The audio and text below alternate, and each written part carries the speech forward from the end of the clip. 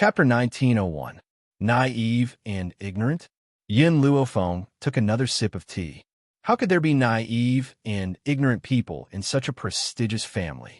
Chi Su, Jianan likes you. Chi Su, who had just taken a sip of tea, spat it out when he heard Yin Luofeng's words. Fortunately, Yin Luofeng dodged quickly and did not get spat out. Well, I didn't mean to. Chi Su wiped the corner of his mouth, his face full of embarrassment. I was just scared by you. I've only met her a few times. How could she like me? Yin Luofeng raised his eyebrows. I don't care about your feelings, but I have a request for everyone around me.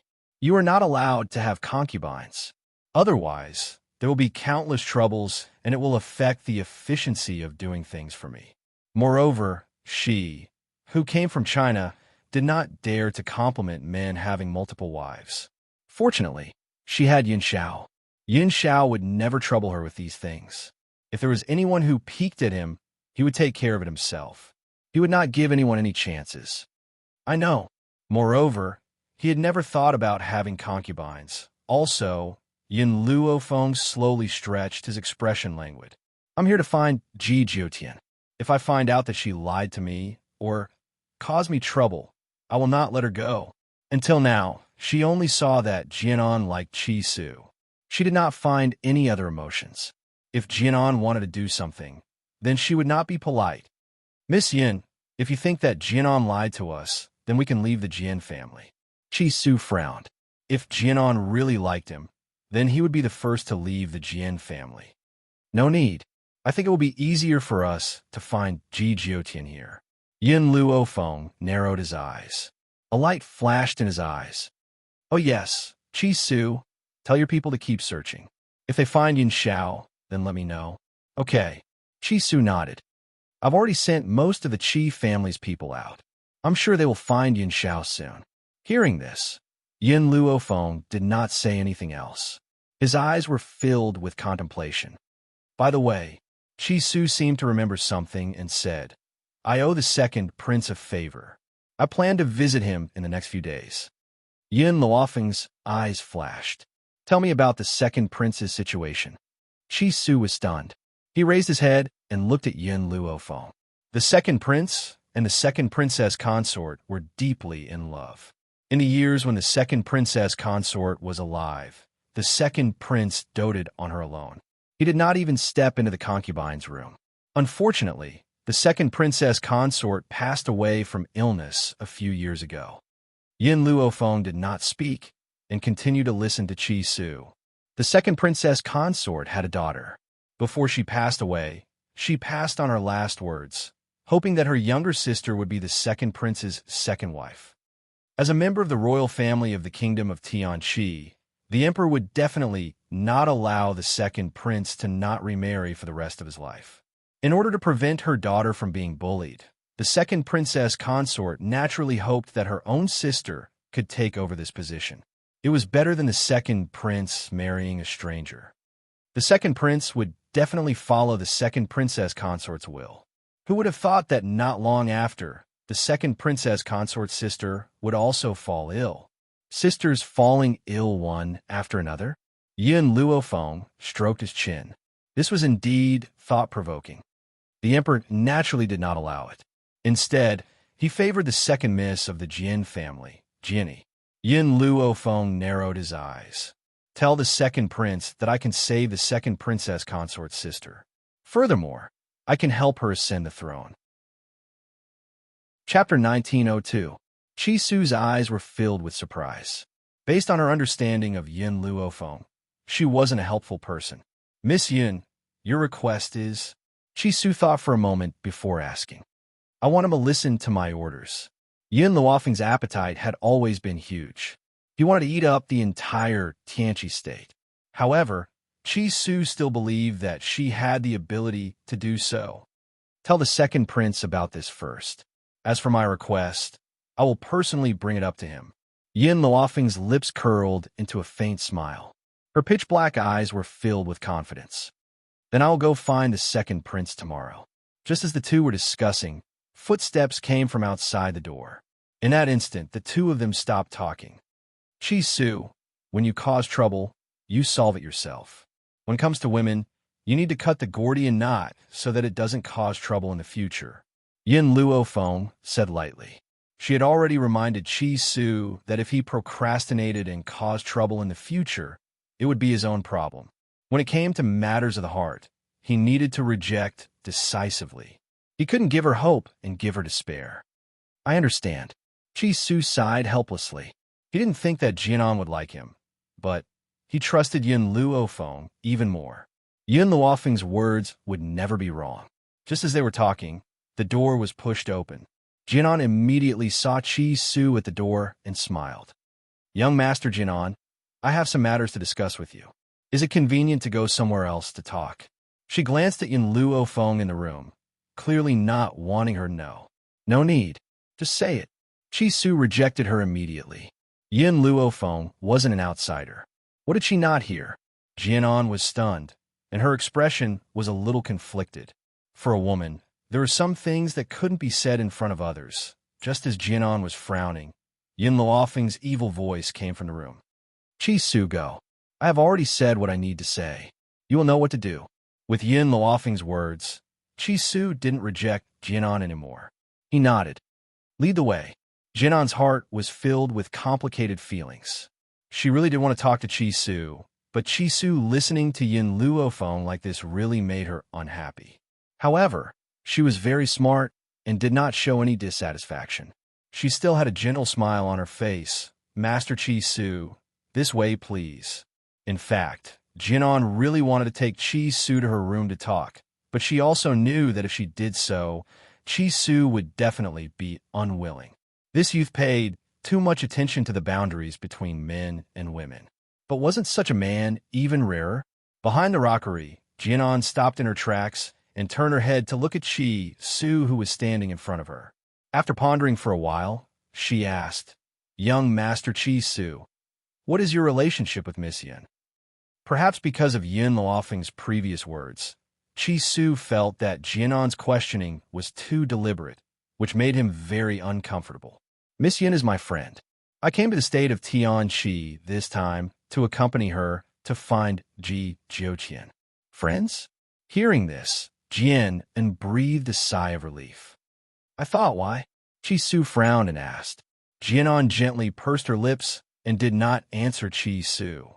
Her pair of eyes stared at Chi Su. Young Master Chi Su, actually from the first time I saw you a few years ago, I already like you. In an instant, Chi Su's fingers stiffened.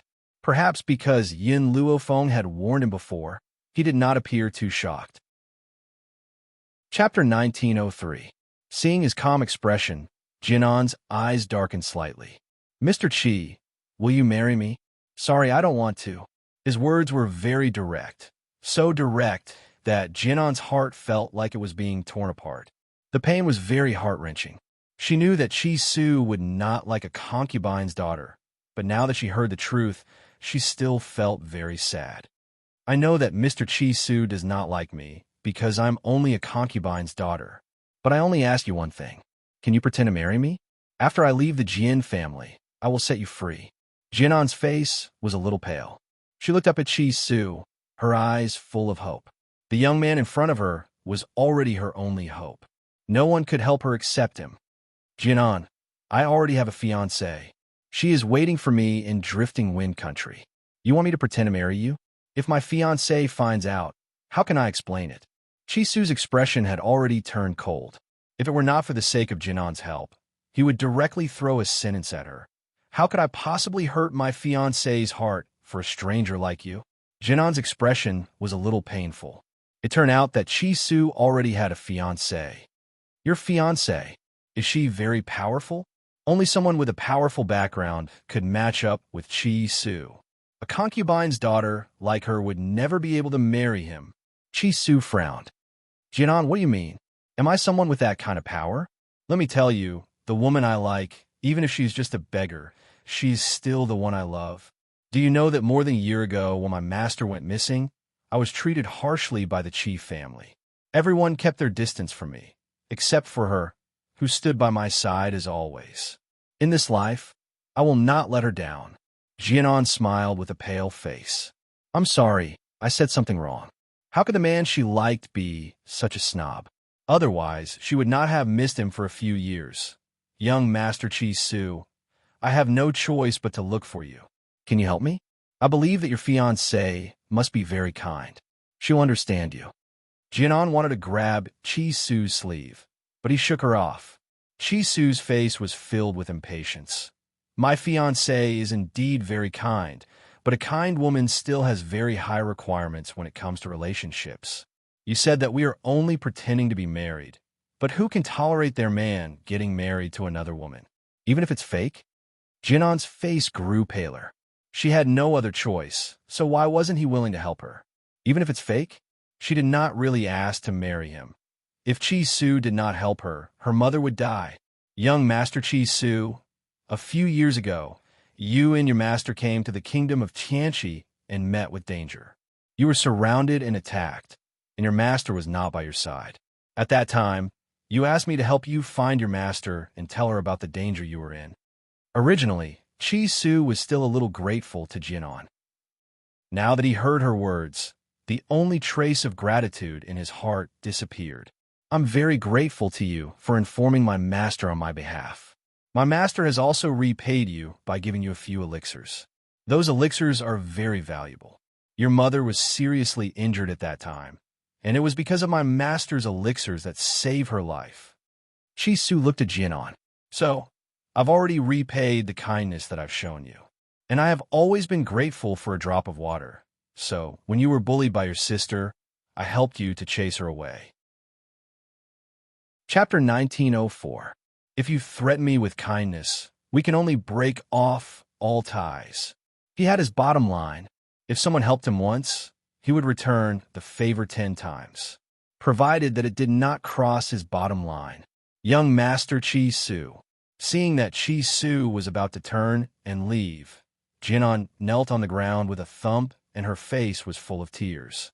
My father knows that you are the young master of the Chi family, and he forced me to marry you.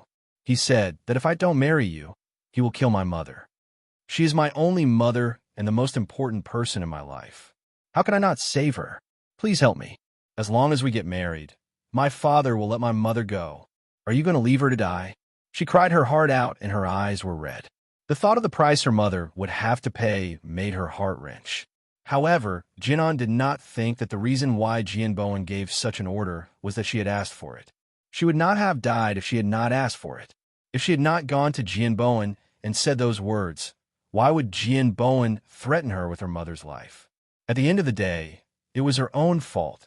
Chi Su's back stiffened and a complicated look flashed across his eyes.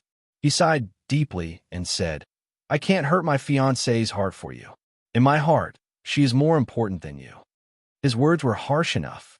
After saying that, he slowly walked down the mountain. Jinan's body collapsed on the ground.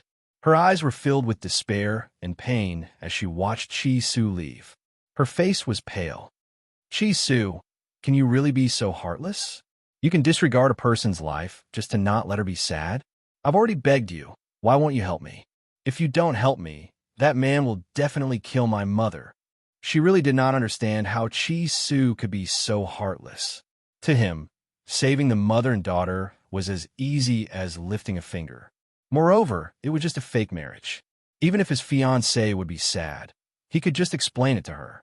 Moreover, as a man, how could he not control his fiancée? It had to be said that Jinan was deeply affected by having a mother like that. In their world, men were the sky, and they had to look up to them. In her heart, she did not think that Chi Su's fiancé could raise any objections. Moreover, if a fake marriage could make her sad, what about Chi Su's concubines in the future? Mother had said that it was natural for a man to have 3 wives and 4 concubines. Obstructing a man from taking a concubine was disrespecting a man and being unfilial to his in-laws. Such a daughter-in-law was destined to be criticized by the world. Chi Su did not know what Jinan was thinking. However, after hearing what Jinan had said just now, he had already decided to leave the Jian family. However, looking at the dark sky, he let out a long sigh. It's getting late. I'll talk to Miss Yin about leaving tomorrow. It's already so late. She must be resting by now. Furthermore, He believed that the Jian family wouldn't be able to stir up any trouble in one night. Thinking of this, he entered his room, closed the door, undressed, and went to bed to rest. However, Chisu did not fall asleep for long before he felt the door being pushed open, followed by an unfamiliar aura. He did not open his eyes. He wanted to know what this woman was going to do. He, who had studied medicine with Yun Yueqing since he was young, subconsciously closed his eyes, afraid that someone would plot against him. Chapter 1905. However, that person did not use any smoke or poison him. Instead, she walked to his bedside. Then, there was a tearing sound and the sound of cloth being torn. Chisu finally couldn't help but open his eyes and look at the girl standing at the bedside. At this moment, the girl's face was as pale as ever. Her clothes were torn, and her naked body appeared in front of him. "Jianan, what do you want?" Chisu sneered. "Seduction? Unfortunately, it doesn't work on me. Your body is no different from bones to me." "Mr. Chisu, I'm sorry. I had no choice." Jianan's face was full of misery. "If you didn't refuse to help me, I wouldn't be forced to this extent." Chisu turned over from the bed and said coldly, "I originally wanted to leave after tonight. Since you forced me to do this, then I'll leave now. Between you and I'll cut off all ties." "Leave?" Jianan smiled miserably. "It's not up to you anymore." After saying this, she suddenly let out a shrill scream. This scream was very abrupt in the night, and it also broke the silence of the night. Chisu was not stupid. At first, he thought that Jianan wanted to seduce him. Now that he heard this scream, he understood her real purpose. This time, his face completely changed. "Jianan, are you gambling with your reputation? Do you think that I will do as you wish? Even if you slander me, I will not marry you." He really didn't expect that Jianan would go this far, and he also regretted it in his heart. If he knew that Jianan would be like this, he shouldn't have come to the Jian family. "I know that you won't be controlled by others, and you won't marry me because of this. But what if your fiancée knows about this? Do you think she will believe you?" Jianan took 2 steps closer to Chisu. "But if you help me and pretend to marry me, I will explain to your fiancée in the future." Jianan put away the feelings of love in her heart and pressed him aggressively. "This is a deal. How about it?" She didn't want to marry Chisu now. She just wanted to save her mother. Chisu smiled sarcastically. "Do you think I'll believe you? I only know that I have to be swift and decisive. I won't give anyone a chance to pester me." "Chisu, why are you so cruel?" Jianan's eyes were full of pain. "It's easy for you. You just need to deal with it casually, and you can save a person's life. Even if you don't consider the fact that I've helped you, you shouldn't be so heartless. I never thought that the man I've loved for so many years would leave me in the lurch." Chisu smiled coldly. "Save someone who schemed against me? I'm not that kind. If that's the case, then don't blame me for being cruel." Jianan smiled bleakly and slowly closed her eyes.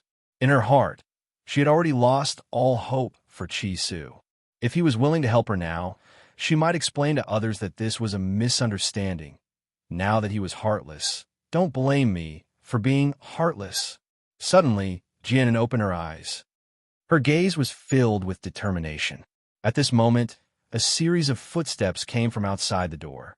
Then, a group of people broke the door and quickly surrounded the entire room. The first to enter were Jian Bowen and Jianni. After the 2 of them saw the scene in the room, the former frowned and the latter's face was full of contempt. Chapter 1906. Miss Yun. At the same time, Chisu saw the woman in white standing by the door. His lips moved and his eyes were filled with helplessness. His expression seemed to be saying that he didn't know this would happen either. Yun Luofeng crossed her arms in front of her chest and leaned lazily against the doorsill. Her devilish eyes slanted upwards and her lips curled into a smile. Based on her understanding of Chisu, he would never make such a mistake. So, there was only one reason. Yun Luofeng narrowed her eyes and the smile in her eyes deepened, but it was filled with endless coldness. But she didn't intend to help Chisu solve this problem. If Chisu couldn't even solve such a small problem, how could she believe in his abilities? "It's getting late. You should solve it quickly." She stretched lazily and said calmly.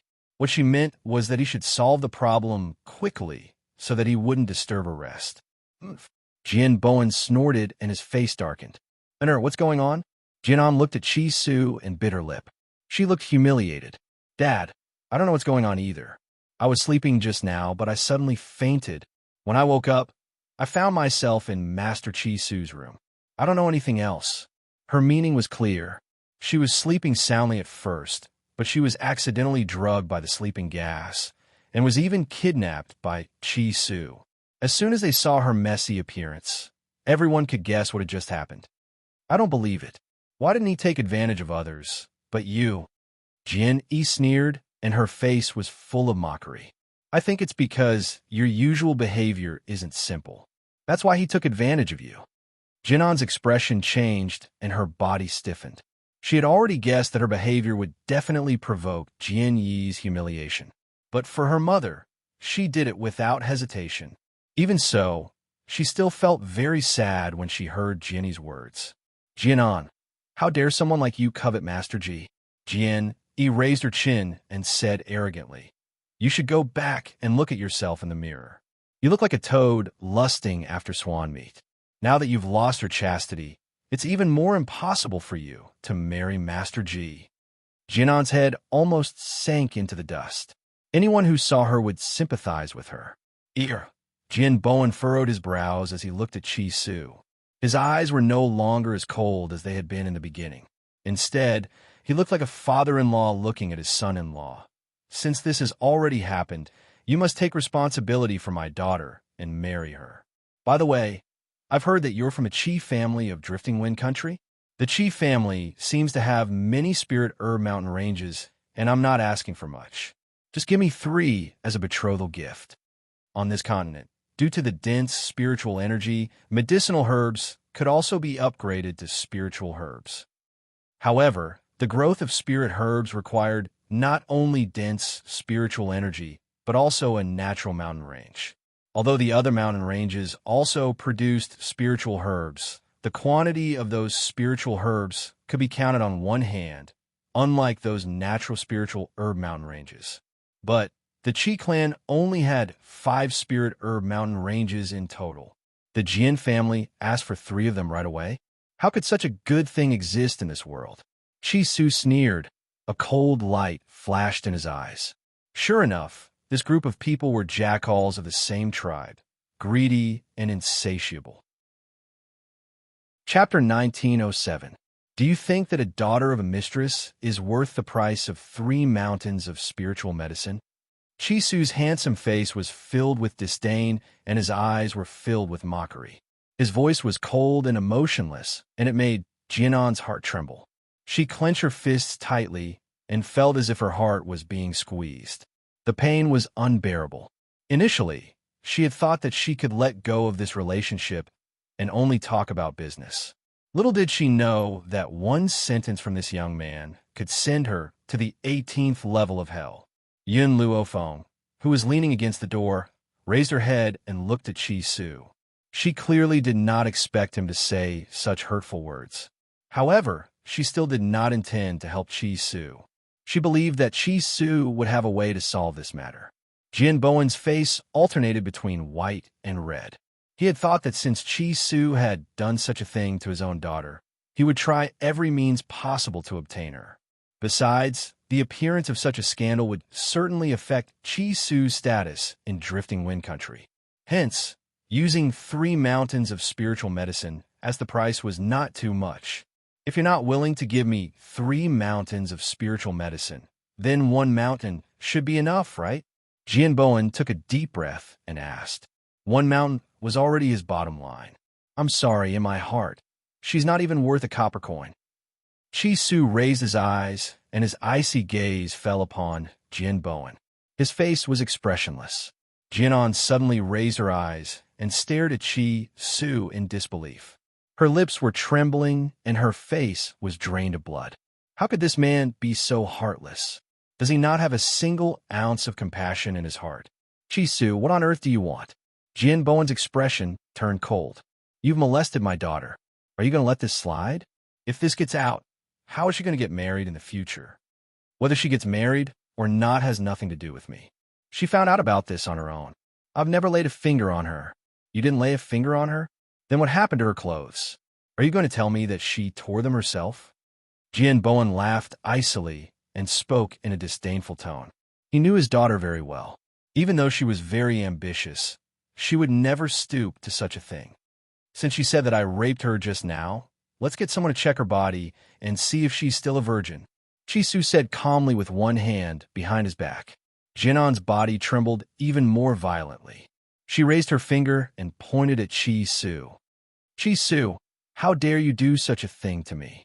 You've already taken me by force, yet you still want me to test my body and suffer such humiliation. If word of this gets out, everyone in the world will know that I've lost my chastity. How am I supposed to live? Do you really want to force me to death? Tears flowed down her cheeks, and she bit her lips tightly. Her expression was one of humiliation, as if she had been humiliated by Chi-Su. Chi-Su, I know that you have a fiancé, but you disregarded the fact that I had once saved your life and hurt me like this. Shouldn't you take responsibility?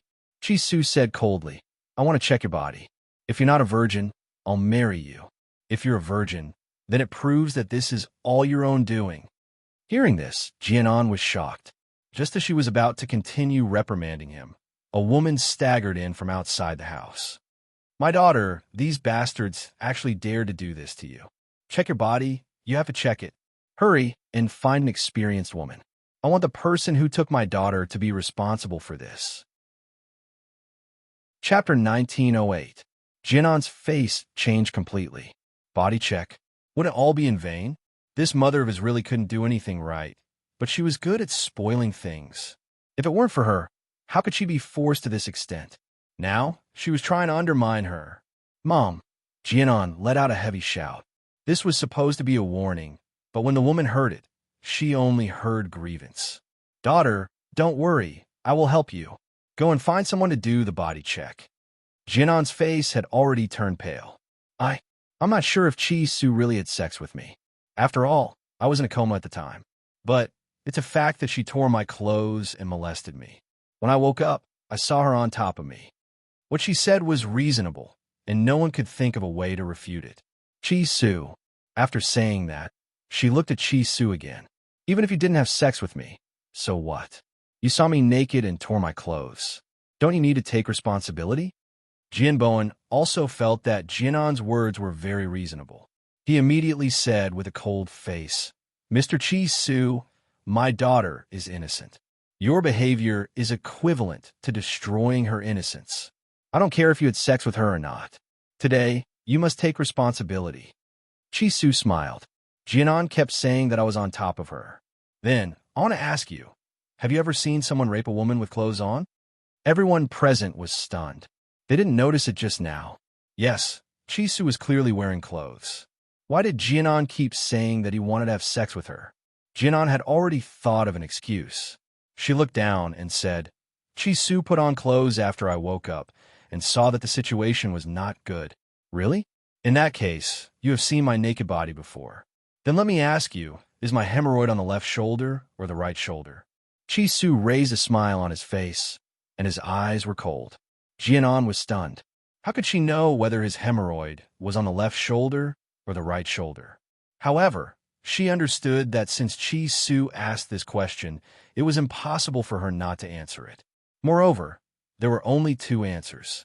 Even if it was a guess, there was a 50% chance. After thinking for a while, Jianan answered, left shoulder. Chi-Su smiled.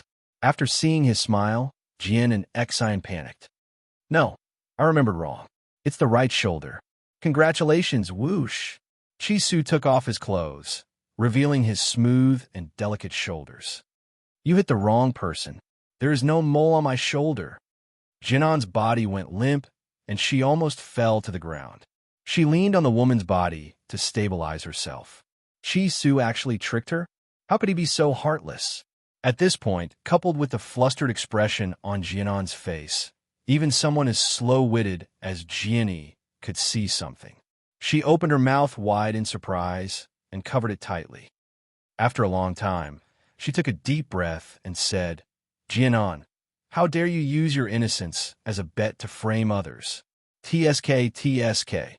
How could you do such a shameless thing? You're really a disgrace to the Jian family. Father, I think we should kick this mother and daughter out of the Jian family. As these words fell, the woman suddenly panicked. She hurriedly pulled Jinan's arm and said, Quick, please beg your father. We can't leave the Jian family. Mother, Jinan's voice was very weak. She knew that this time she was finished. Chapter 1909. Child, why are you so useless? Why are you making your father worry for you? Hurry up and apologize to your father so that you don't get kicked out of the house. The woman scolded. Jian bit her lips and did not make a sound. She was tired. She was really tired. She was exhausted so that her mother could stay in the Jian family. Now all that the truth is out, you still want to force me to marry her. Chi Su lowered his eyes and glanced at Jinan. His voice was cold and emotionless. How can such a scheming woman enter the Qi family? The dust had settled. Yun Luofeng straightened his body. Under the cold moonlight, a lazy smile appeared on his face. Chi Su, I'm sleepy. Let's go. Okay. Chi Su did not say another word to the Jian family and walked towards Yun Luofeng. He did not want to stay in this place anymore. Wait. Jian Bowen's eyes flashed, and he scolded. Chi Su, who allowed you to leave? If I say that you took advantage of an then you must have. I'm telling you, you must marry her today. Otherwise, you will not leave the Jian family. In reality, there was a reason why Jian Bowen dared to treat Chi Su this way. He had sent a servant to Drifting Wind Country and stayed there for a few years. Now, he had returned to Tianqi Country. Therefore, when he found out about Chi Su's identity, he secretly inquired about the Qi family situation from that servant. Therefore, Jian Bowen already knew that Chi Su's powerful master, Yun Yueqing, had disappeared, and the Qi family was under Chi Su's control. In his eyes, the current Chi Su was just a person with a huge amount of wealth but not much strength. Although he had the royal family of Drifting Wind Country as his backing, didn't the Jian family also have the royal family of Tianqi Country to rely on?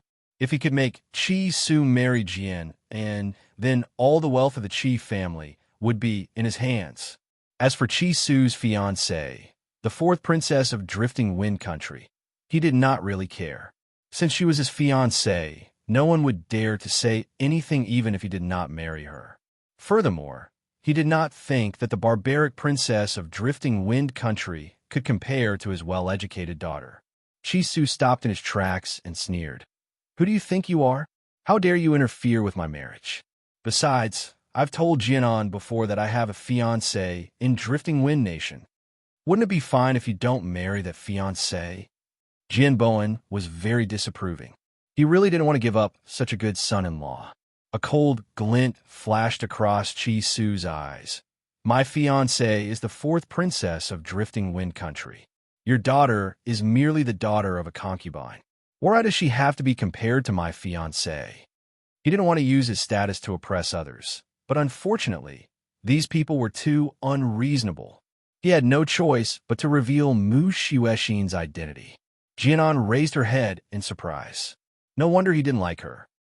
It turned out that his fiancée was a princess. Jian Bowen frowned. My daughter is willing to share a husband with the fourth princess. When the time comes, you can give my daughter the title of Madam Ping. Of course, the spiritual herb mountain range was indispensable as well.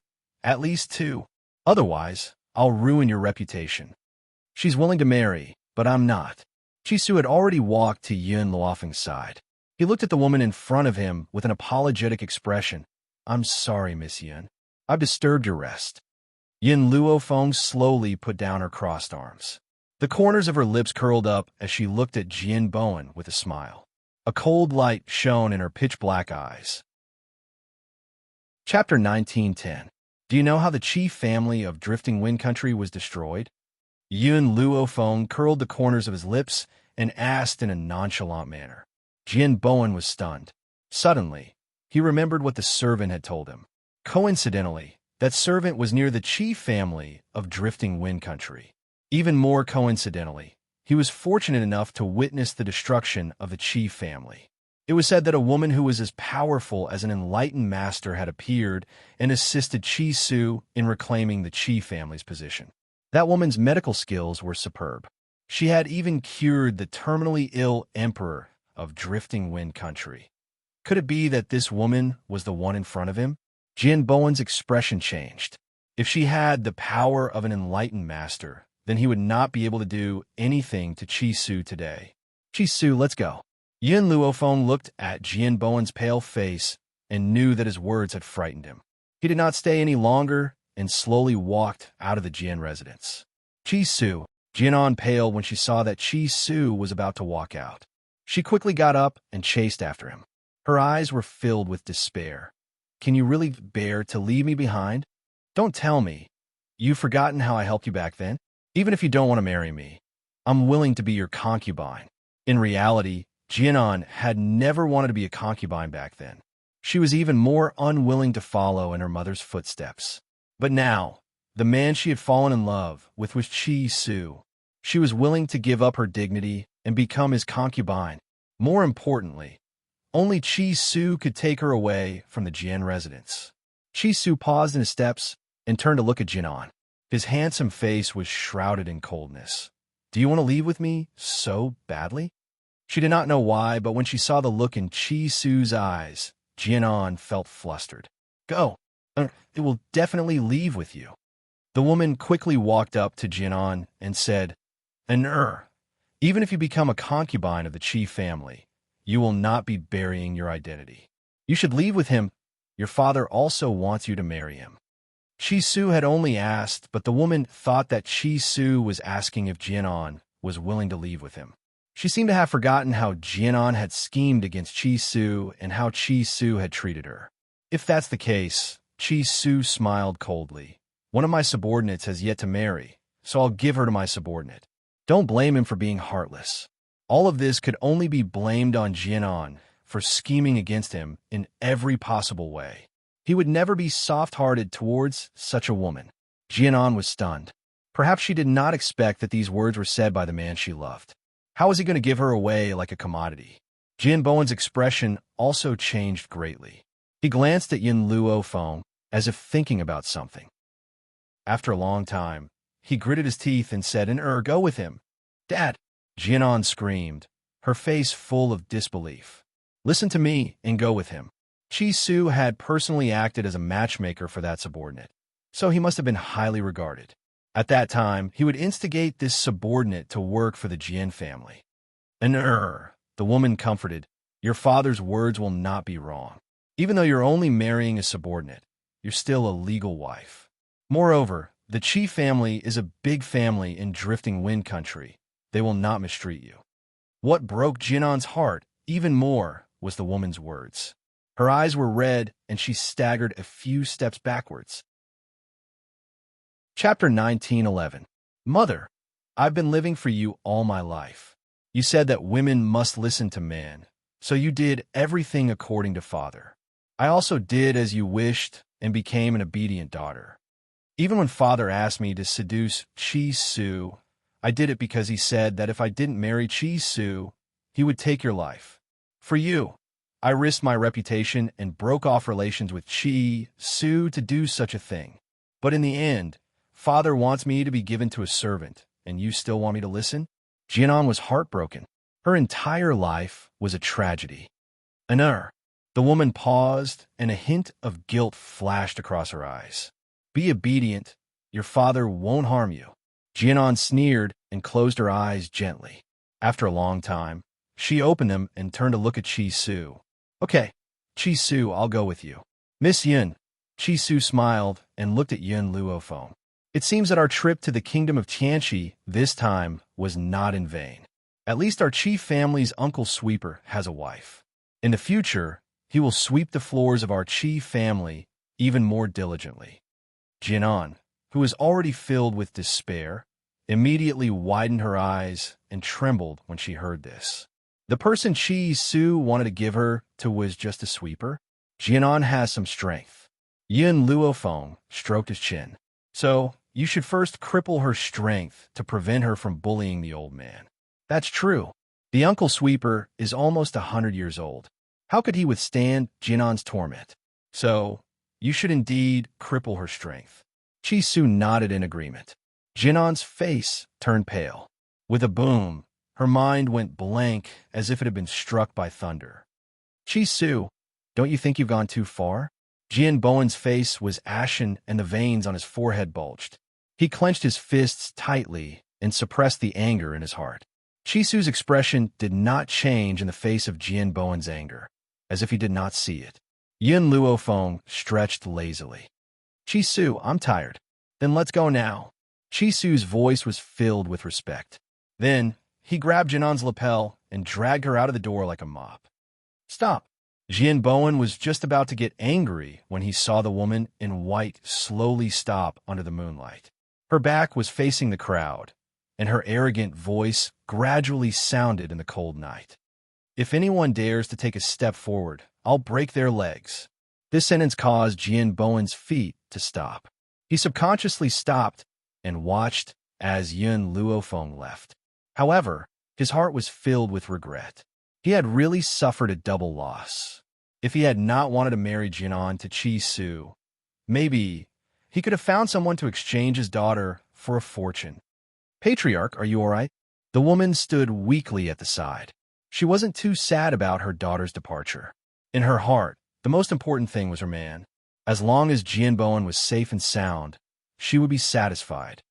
Look at what kind of good daughter you've raised. Jin Bowen slapped the woman's face and left with a flick of his sleeve. The woman stood behind him. Her eyes were full of guilt. It was all her fault for not teaching her daughter well. That was why the patriarch was so angry, the second prince's residence. The girl leaned on the soft couch with a pale face. Her expression was painful and her eyes were tightly shut. Chapter 19:12. Second brother, Chi, sat next to her, his eyes filled with remorse. I didn't take good care of you. If your sister were to find out, she would blame me. Hearing this, Yu Xianxian slowly opened her tired eyes and a weak smile appeared on her pale face. Brother-in-law, it's not your fault. If it wasn't for my sister's last words, I would have been given to the third prince as a concubine by my father. But your illness, compared to my illness, I'm more afraid of being the third prince's concubine. Brother-in-law, did you know that the third prince is very cruel? I even heard that he tortured one of his concubines to death. As she spoke, the young girl began to sob. How could those people be so cruel? They actually wanted to give me to the third prince. In reality, her sister, who used to be the second prince's concubine, had also been given to the second prince by those so-called relatives. Fortunately, the second prince had fallen in love with her sister at first sight and had gone against everyone's wishes to marry her. He treated her like a treasure. Where her sister was still alive, the Lin family had treated her very well. Unfortunately, once her sister had passed away, they wanted to give her away. So, her sister had left those last words because she was worried about her young daughter and wanted to find an excuse to get her out. Her sister also believed that the second prince would protect her for the rest of her life for her sake. Rest well. I won't let you go into the world. You can stay in my residence for the next few days. Yu Xianxian wanted to say something, but the man sitting by the bed had already stood up. His exhausted, handsome face was now filled with determination. She was very touched to see the second prince like this. At the same time, she understood that the second prince had only treated her this way because of her sister's last words. But he didn't know that she had fallen in love with him. However, the second prince only had her sister in his heart. She didn't want to marry someone who loved her. So, she had agreed to be Princess Chi-Yu's mother in name. Once she found a man who truly loved her, the second prince would let her go. Your Highness. Just then, a guard walked in and said respectfully, someone who calls himself Chi-Su is here to see you. Chi-Su. Second brother Chi was stunned for a moment before he ordered, let him in. Yes, Your Highness. The guard retreated. Ahem.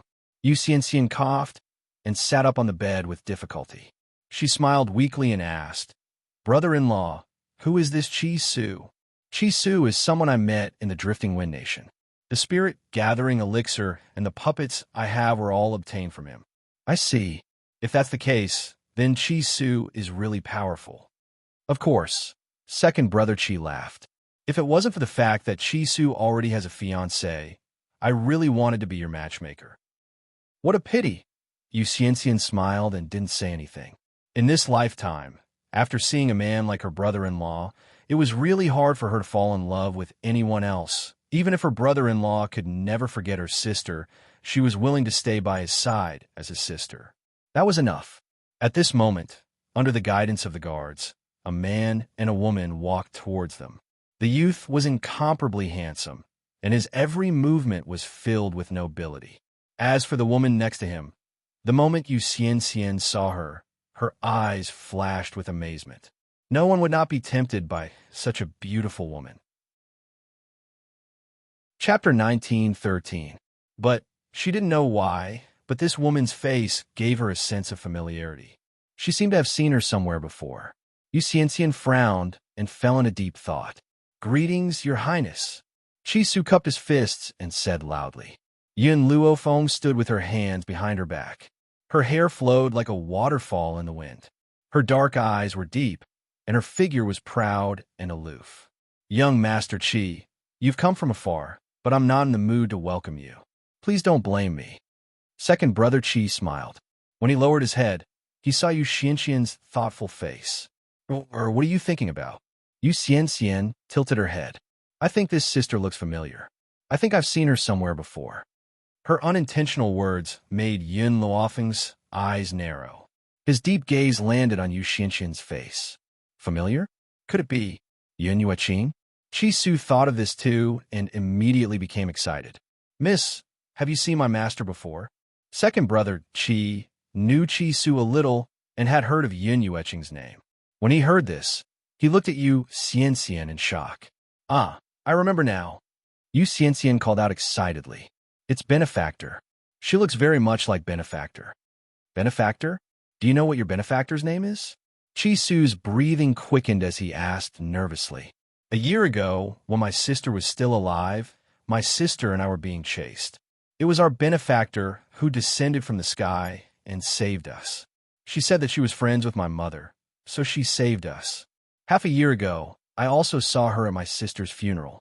She only took a quick glance at us and left. Their mother passed away early. They didn't know that their mother had such a friend. However, they didn't suspect their benefactor at all. You and your sister were being hunted?" Second brother Chi's breathing quickened. He instinctively grabbed Yu Xianxian's hand and asked, "Brother-in-law, you're hurting me." Yu Xianxian frowned. A helpless expression appeared on her weak face.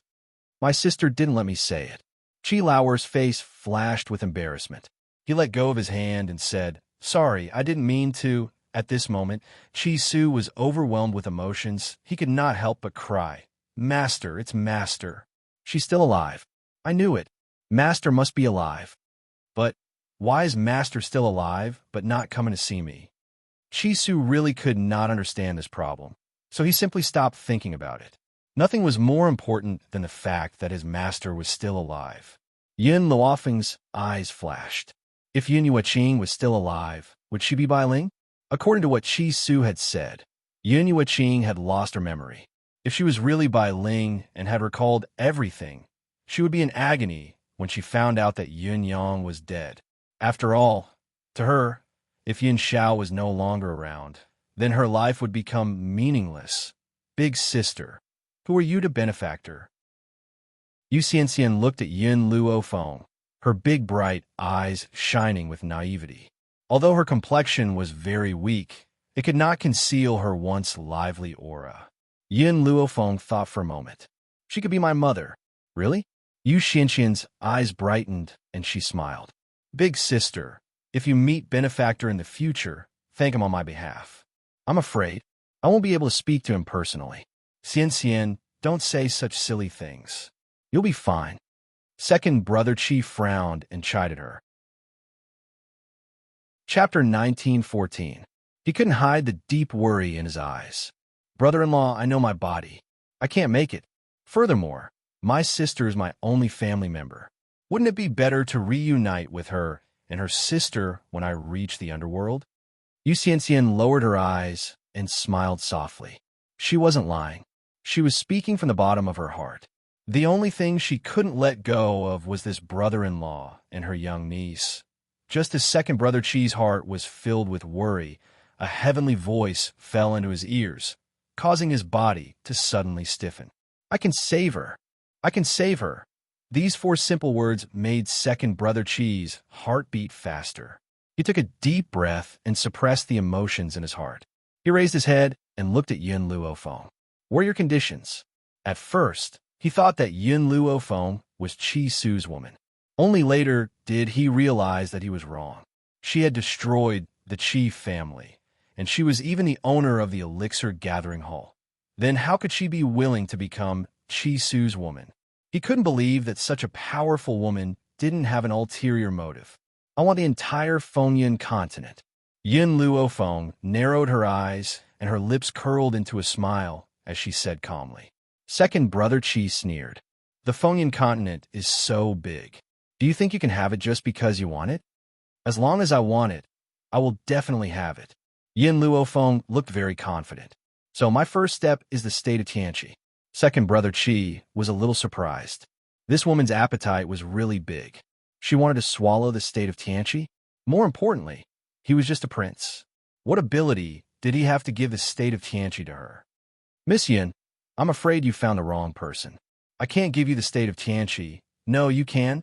Yun Luofeng smiled lightly. "As long as you can ascend the throne, you can give it to me." Second brother Chi fell silent. "You mean you want me to listen to your orders? Become your puppet?" He pondered for a moment before looking at Yun Luofeng. Yun Luofeng smiled. "I already have enough puppets by my side. What's the use of one more?"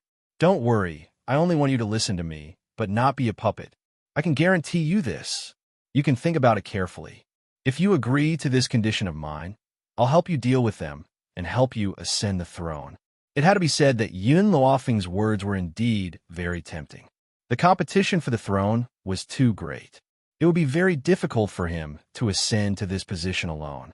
Furthermore, Xian was on the verge of collapsing. "All right, I promise you." After thinking for a moment, he raised his head and looked at Yun Luofeng. "Brother-in-law," Xian shouted in surprise. She bit her lips and said, "I don't deserve this."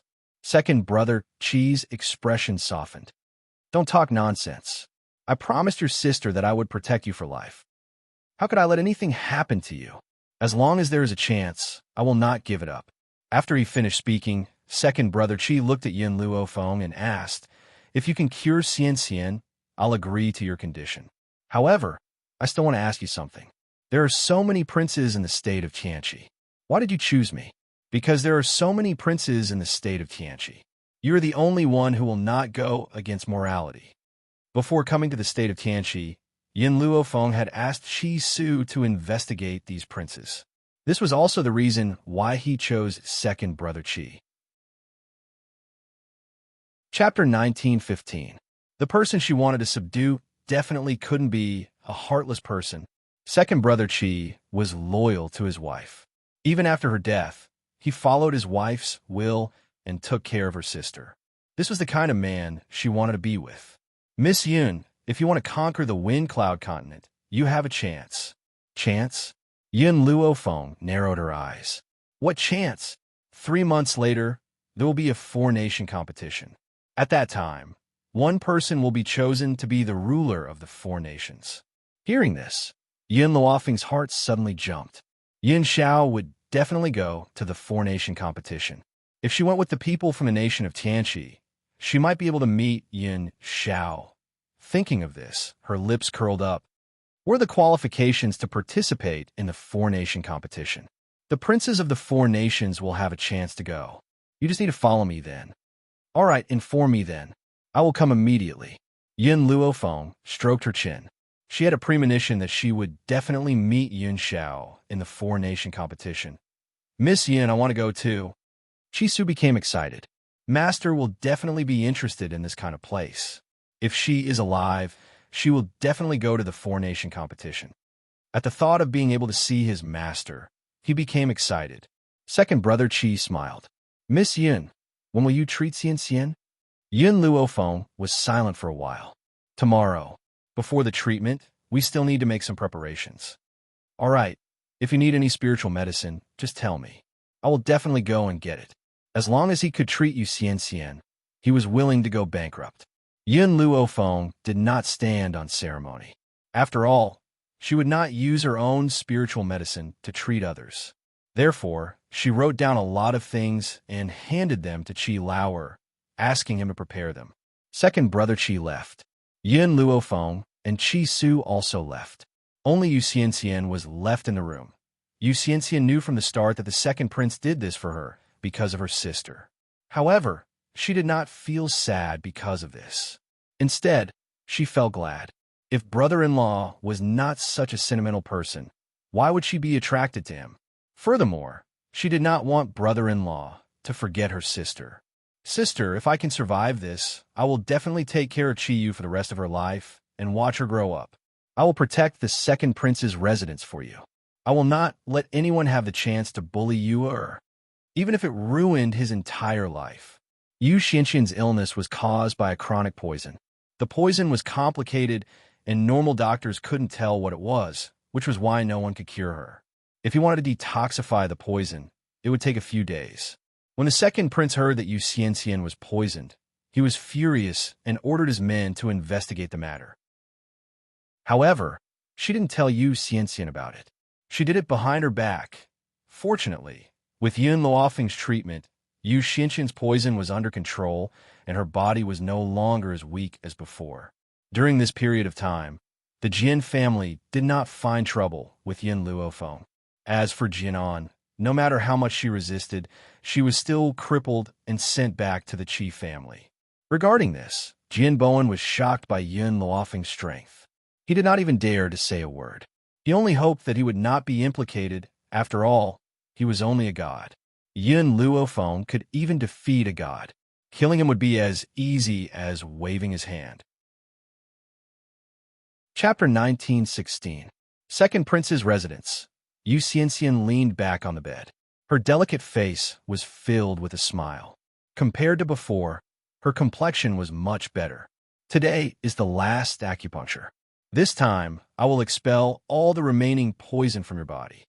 Yun Luofeng put away the needles and glanced indifferently at the young girl on the bed as he spoke slowly. Yu Xianxian smiled faintly. I really have to thank you this time. If not for you, my body would not have lasted more than a few months.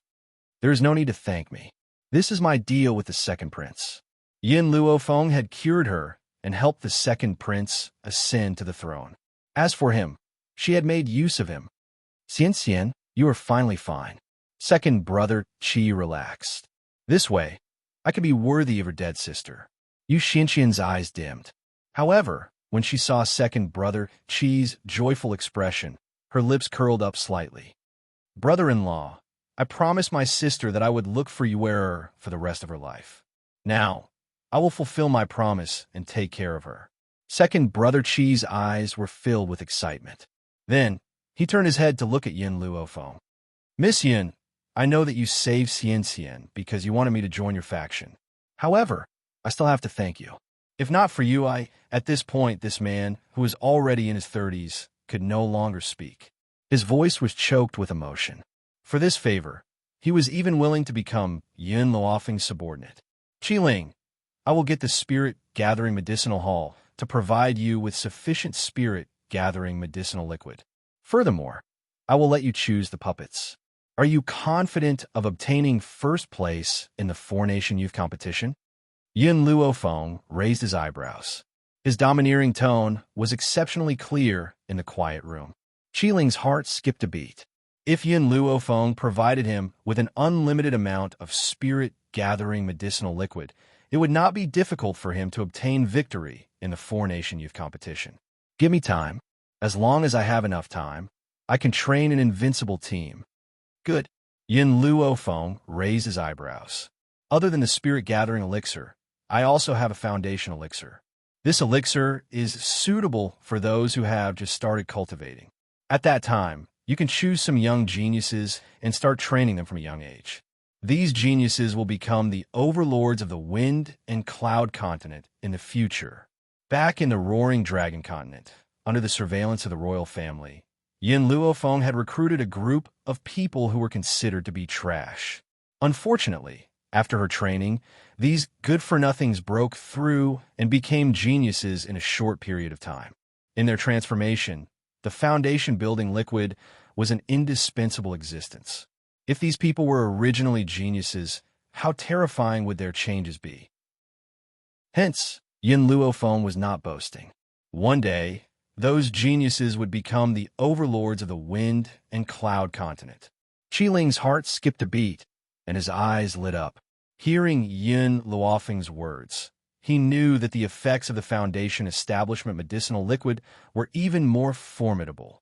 Miss Yin, leave the task of recruiting geniuses to me.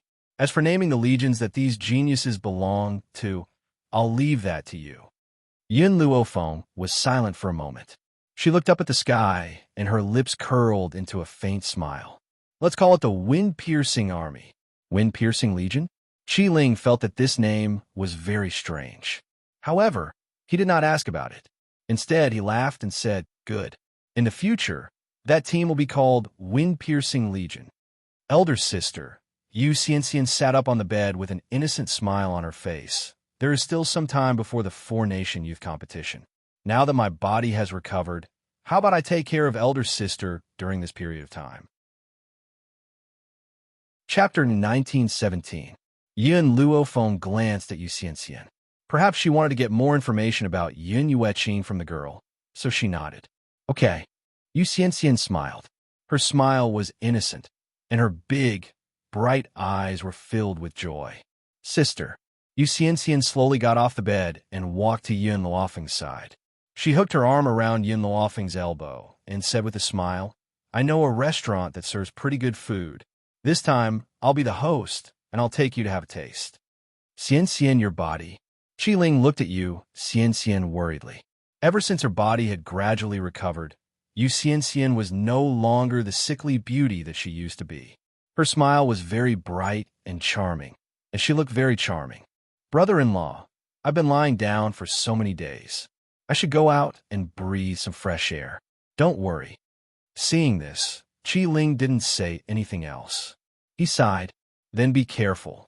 Yin Luofeng glanced at Qiling and saw the worry between his brows. He calmly raised the corners of his lips. She's right. She needs to go out for a walk and breathe some fresh air. Besides, with a doctor like me around, do you still need to worry about her safety? Qiling paused and smiled. Then I'll have to trouble Miss Yin. Xianxian, listen to Miss Yin outside. Don't cause trouble for her, okay? Yu Xianxian playfully stuck out her tongue. Brother-in-law, am I someone who only knows how to cause trouble? Don't worry. If I meet the third prince's group, I'll definitely take a detour. Qiling shook his head helplessly. He didn't stop Yu Xianxian from leaving. After they left, Qiling's expression darkened. What? Still can't find anything?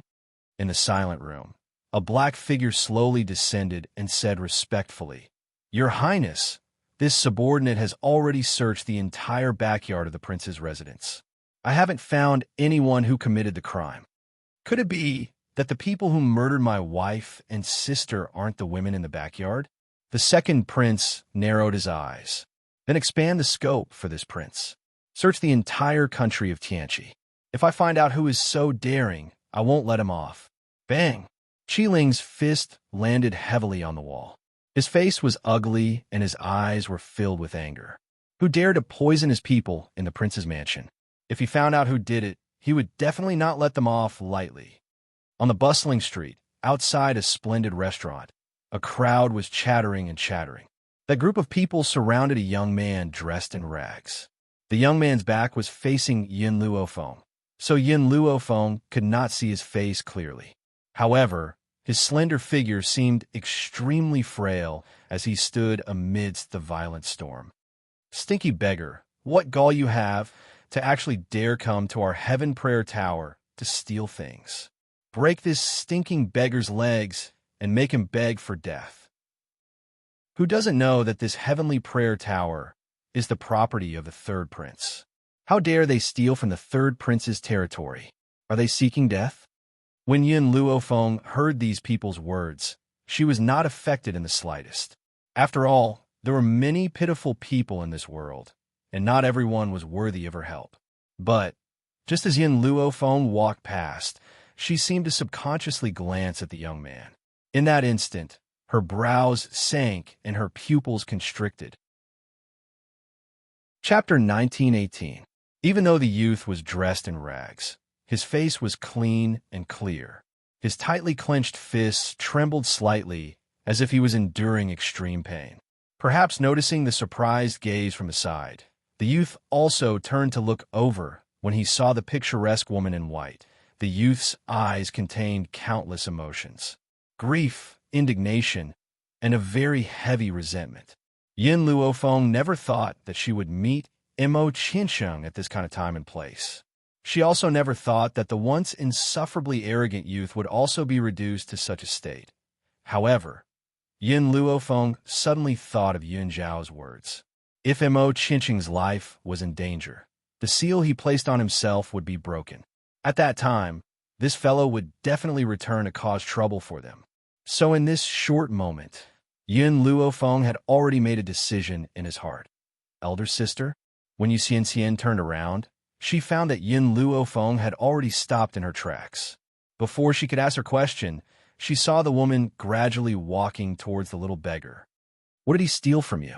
Just as everyone surrounded the little beggar, an evil voice suddenly came from the side, causing everyone to involuntarily turn their heads to look. And this voice, to Mo Qiansheng, was like the sound of nature. His eyes instantly became wet. Zhu Qian, I knew that you wouldn't ignore me. I'll say it one more time. I am not Zhu Qian. Yun Luofeng fiercely threatened. If you say the wrong name again, I'll leave you alone. Mo Qiansheng instantly fell silent. He no longer wanted to live this kind of life of being bullied by others without any strength. Following Yin Luofeng's side, now, was undoubtedly the best choice. Yin Luofeng's gaze turned to the crowd, and he asked again, what exactly did he steal from you? The leader of the group was a shopkeeper. He smiled coldly and said, not only did he come to our heavenly prayer tower to eat and drink for free without paying, but he also stole our elixirs. Nonsense. Mo Qiansheng was furious. I did not eat and drink for free. I paid the bill. That spirit medicine was the money I gave you for the wine and food. Yet you insist that I stole it. TSK, a beggar like you can have spirit medicine? What a great joke. Let me tell you, this spirit medicine of yours was stolen. Hurry up and hand over all the other spiritual medicines on you. Otherwise, don't blame me for being impolite. Mo Qiansheng clenched his fist tightly, his face flushed red. If it was in the past, how could he have been bullied by such a person? It was all Yun Zhao's fault.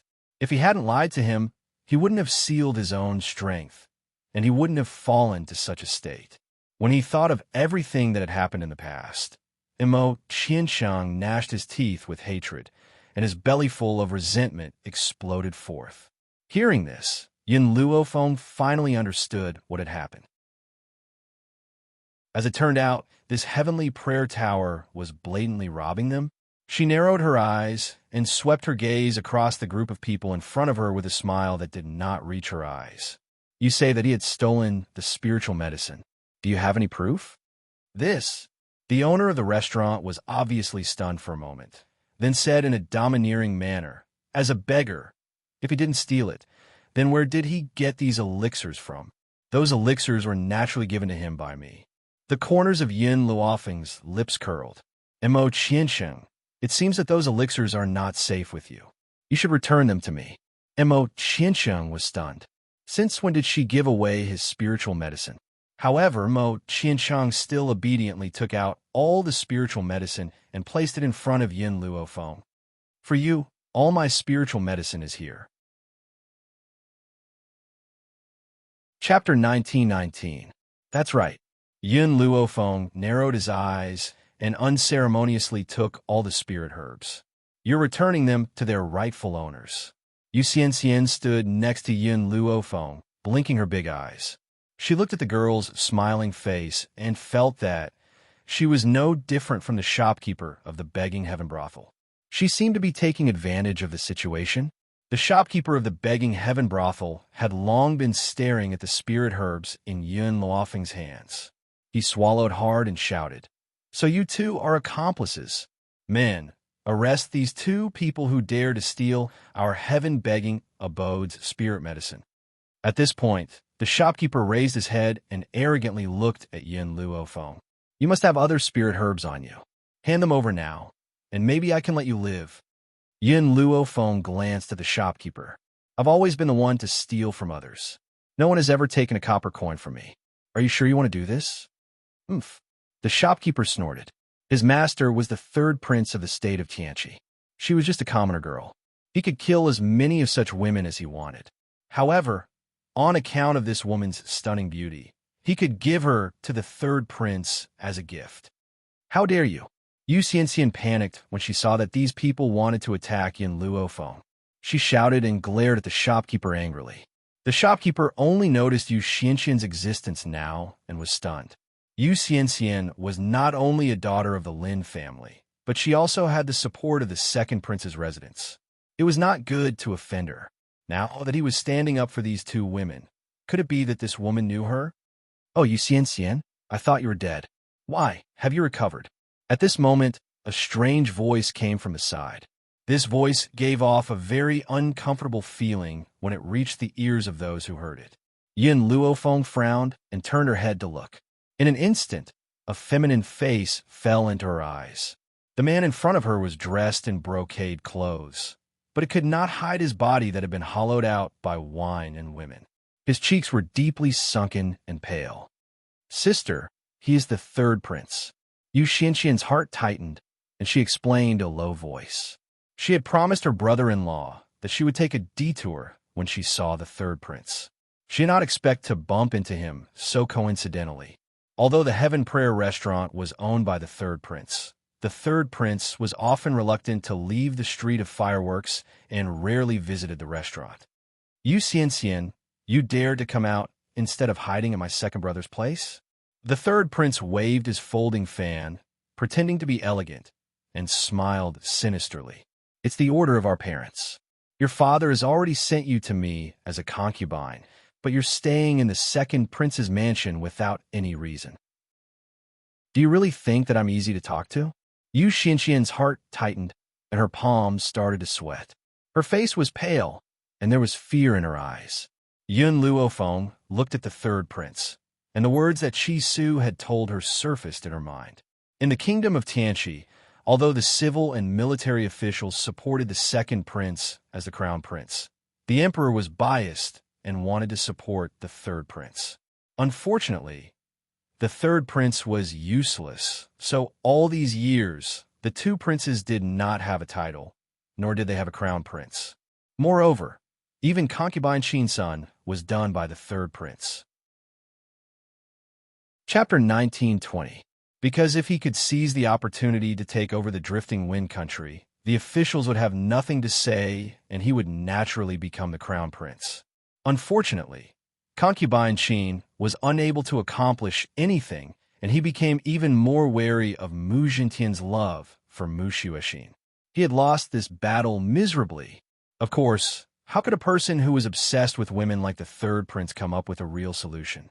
The only thing he could use was his usefulness as a man.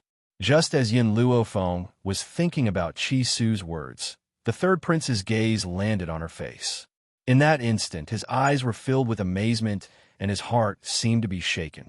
The woman in front of him was dressed in snow-white clothes and was as beautiful as a painting.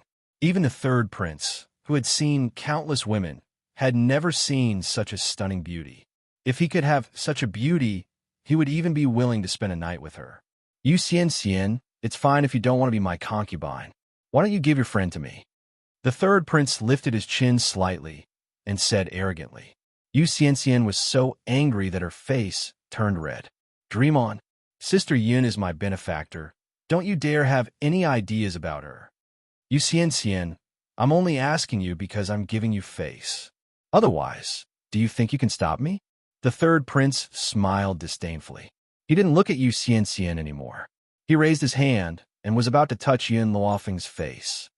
"Beauty, seeing that you're so beautiful, I'll overlook your mistake as long as you're willing to serve me well. Mo Qiansheng had been standing beside Yin Luofeng the entire time. When he saw the third prince's hand, his eyes flashed with anger. He suddenly sneered, his eyes full of mockery. This fellow even dared to touch her? Did he really not know how to spell the word death? The third prince didn't care. He could have as many women as he wanted in the country of Tianqi. How many women could resist the imperial power? However, just as his hand was about to touch Yin Luofeng's face, an evil and cold voice that seemed to come from hell slammed into his heart. Were you talking about me just now? Her voice was very cold, but it wasn't that kind of coldness. Instead, it was a kind of evil coldness. Just hearing her words was enough to make one's heart tremble in fear. Even the third prince's hand, which was about to touch Yin Luofeng's cheek, stopped on the spot because of this sentence. Yin Luofeng narrowed her eyes and looked at the finger in front of her. A cold light flashed across her eyes. Then, she pinched the man's wrist and exerted force. A heart-wrenching scream resounded through the entire street. Silence. The street in front of the heavenly prayer tower was silent. It was so quiet that one could hear a pin drop. Everyone's eyes widened. Their eyes were filled with shock, astonishment, and deep disbelief. Yu Xianxian covered her mouth in astonishment, and her whole body started shaking. Of course, it was because of excitement. One had to know that no one in the kingdom of Tianqi dared to attack the third prince. After the excitement, she was filled with worry. Yin Luofeng injured the third prince, and the emperor doted on this son so much. He would definitely cause trouble for Yin Luofeng. No, she had to hurry back to discuss this matter with her brother-in-law and find out how to salvage the situation. Mo Qiansheng's face was calm, and there was a cold smile on his face. The third prince of the kingdom of Tianqi was really tired of living for daring to attack this woman. Sister, Yu Xianxian tilted her head and tugged at Yin Luofeng's sleeve worriedly. Follow me back to the second prince's residence. The third prince will definitely take revenge on you. Chapter 1921. Yin Luofeng didn't seem to hear Yu Xianxian. She turned to look at Mo Qiansheng. Why are you here? Mo Qiansheng's face was full of resentment. It's that bastard Ji Jiotian's fault. I listened to you guys and went to find Ji Jiotian. In the end, he happened to open this space. It's fine if he wanted to leave, but when he was about to leave, he pulled me along and dragged me to this place. Mo Qiansheng was indignant. More importantly, I didn't have the chance to ask him. Ever since he came to this mainland, Mo Qiansheng's life hadn't been easy. Plus, his powers were sealed, so he basically fled all the way here. Luckily, he was lucky and found a few spiritual herbs on a spiritual beast corpse. Who knew that this would lead to all this? Yu Xianxian, go back first. Yin Luofeng glanced at Yu Xianxian and said, I need to go back to the inn. Chi Su is still there. Even though the second prince had invited them to stay in the prince's residence, she still felt that it was inconvenient. Thus, she could only stay in the inn. Yu Xianxian's heart was filled with the third prince's revenge. She didn't force her to stay and nodded. Okay, Sister Yin, wait for me at the inn. Brother-in-law, and I will think of a way for you. Then, she gritted her teeth and ran toward the second prince's residence. The only one who could help Sister Yin now was brother-in-law. Why are you still following me? Yin Luofeng asked coldly as he turned around and saw Mo Qiansheng following behind him. She helped Mo Qiansheng once because she didn't want these people to overreach themselves and let him break the seal. That would bring her trouble. Mo Qiansheng paused and bit his lips. Ju, Yin Luofeng, I want to follow you. He was just about to call Yin Luofeng Ju Qian when he remembered what the woman said earlier and quickly stopped. Follow me? Yin Luofeng sneered. Are you sure you want to follow me? Mo Qiansheng's eyes turned. You know that this mainland is dangerous. If you leave me alone, I will definitely be hunted down. Then if I accidentally break the seal... Yin Luofeng narrowed his eyes. Are you threatening me? I just want to follow you. It wasn't easy for that damned Yin Xiao to not be by her side. So how could he possibly let go of such a good opportunity? If you want to follow me, it's not impossible. The corners of Yin Luofeng's lips curled up slightly, forming an evil smile. It just so happens that I'm lacking a servant. If you can sweep the floor, do the laundry, cook, and clean the toilet, then you can stay. Mo Qiansheng was stunned.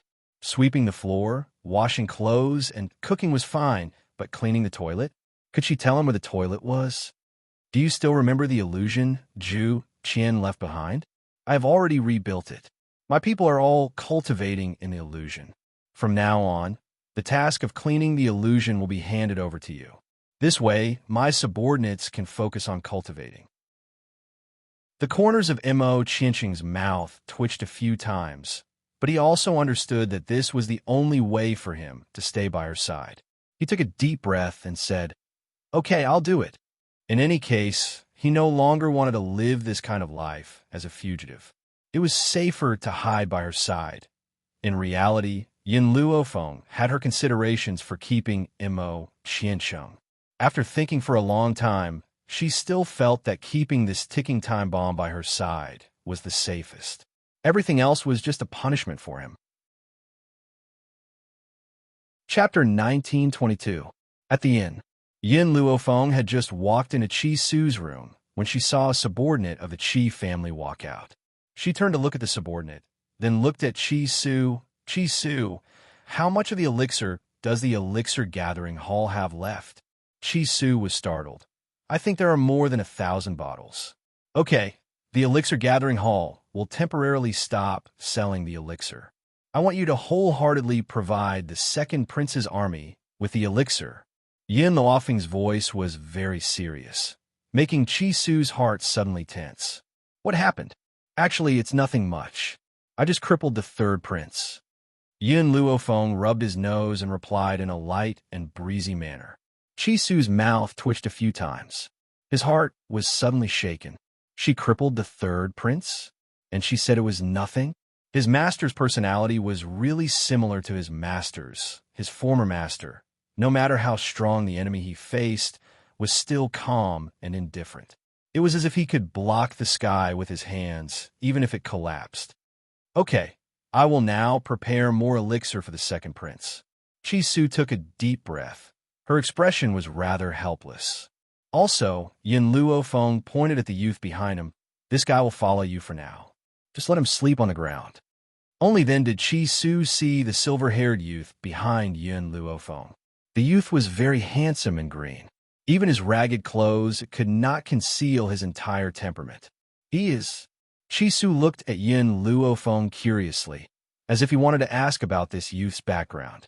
Unexpectedly, before he could finish, he was interrupted by the youth's plaintive voice. "I don't want to sleep in the same room with a man. Yin Luofeng, I want to sleep with you." Even if he slept outside her door, as long as he was close to her, that would be enough. Yin Luofeng narrowed his eyes dangerously and smiled wickedly. "Do you think you have a choice?" The youth was immediately silenced. His eyes were full of pity as he stared at Yin Luofeng like a resentful wife. Qi Su could see that there was something fishy about the two of them. In particular, the way the youth looked at Yin Luofeng was like a resentful wife who had been abandoned by an unscrupulous husband. There is no need to mention how pitiful and wronged he was. "Then, you won't leave me behind secretly, will you?" The youth asked weakly, who asked him to have no power now. If this was in the past, he would not be afraid of being abandoned. At worst, he would just chase Yin Luofeng wherever he went. "Leave you behind? Let you be bullied and humiliated by the powerhouses of the wind and cloud continent until you finally broke the seal yourself? I'm not that stupid." Yin Luofeng coldly smiled. "Qi Su, I'll leave the task of watching him to you. If he dares to make any strange movements, immediately come and tell me." Yin Luofeng walked slowly toward Mo Qiansheng.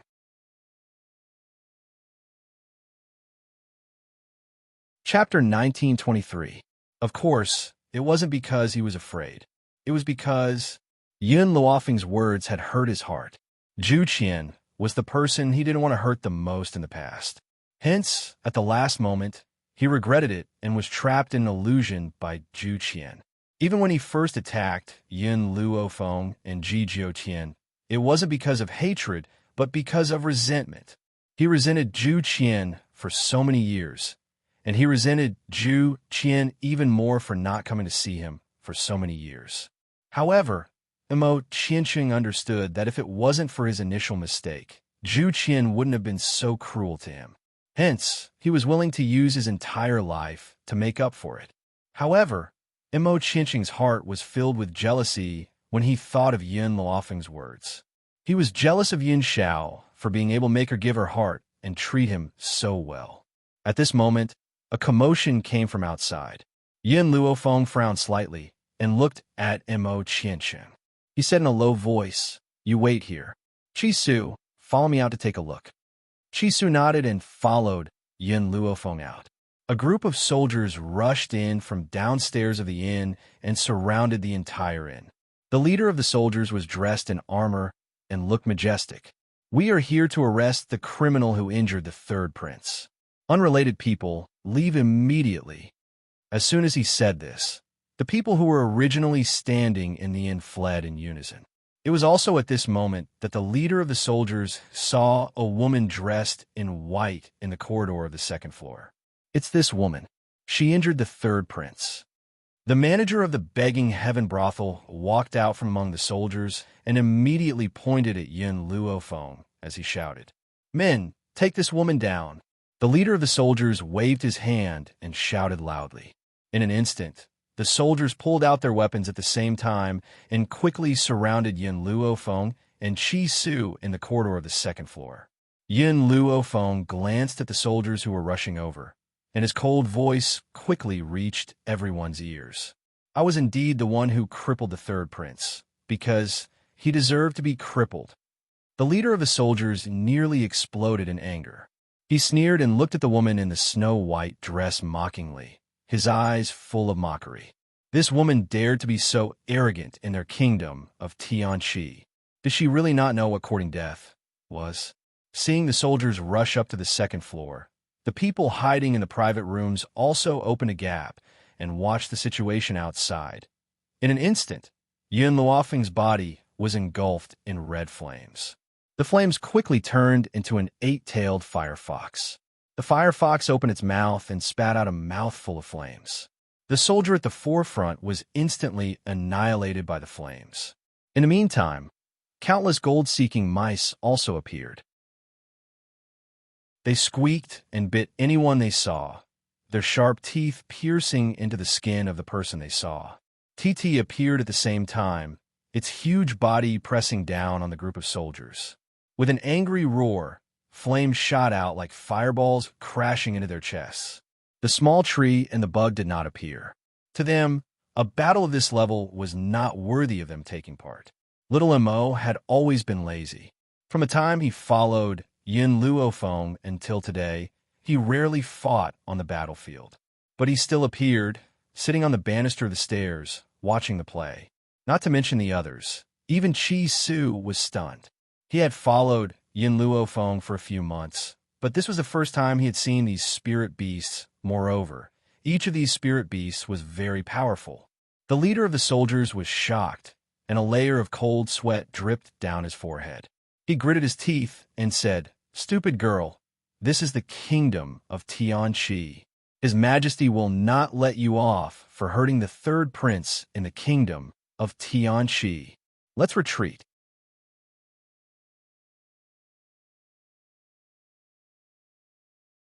Since fire had appeared in the form of an 8-tailed firefox at the beginning, Ginny had never thought that the little lowly in front of him was the ferocious firefox.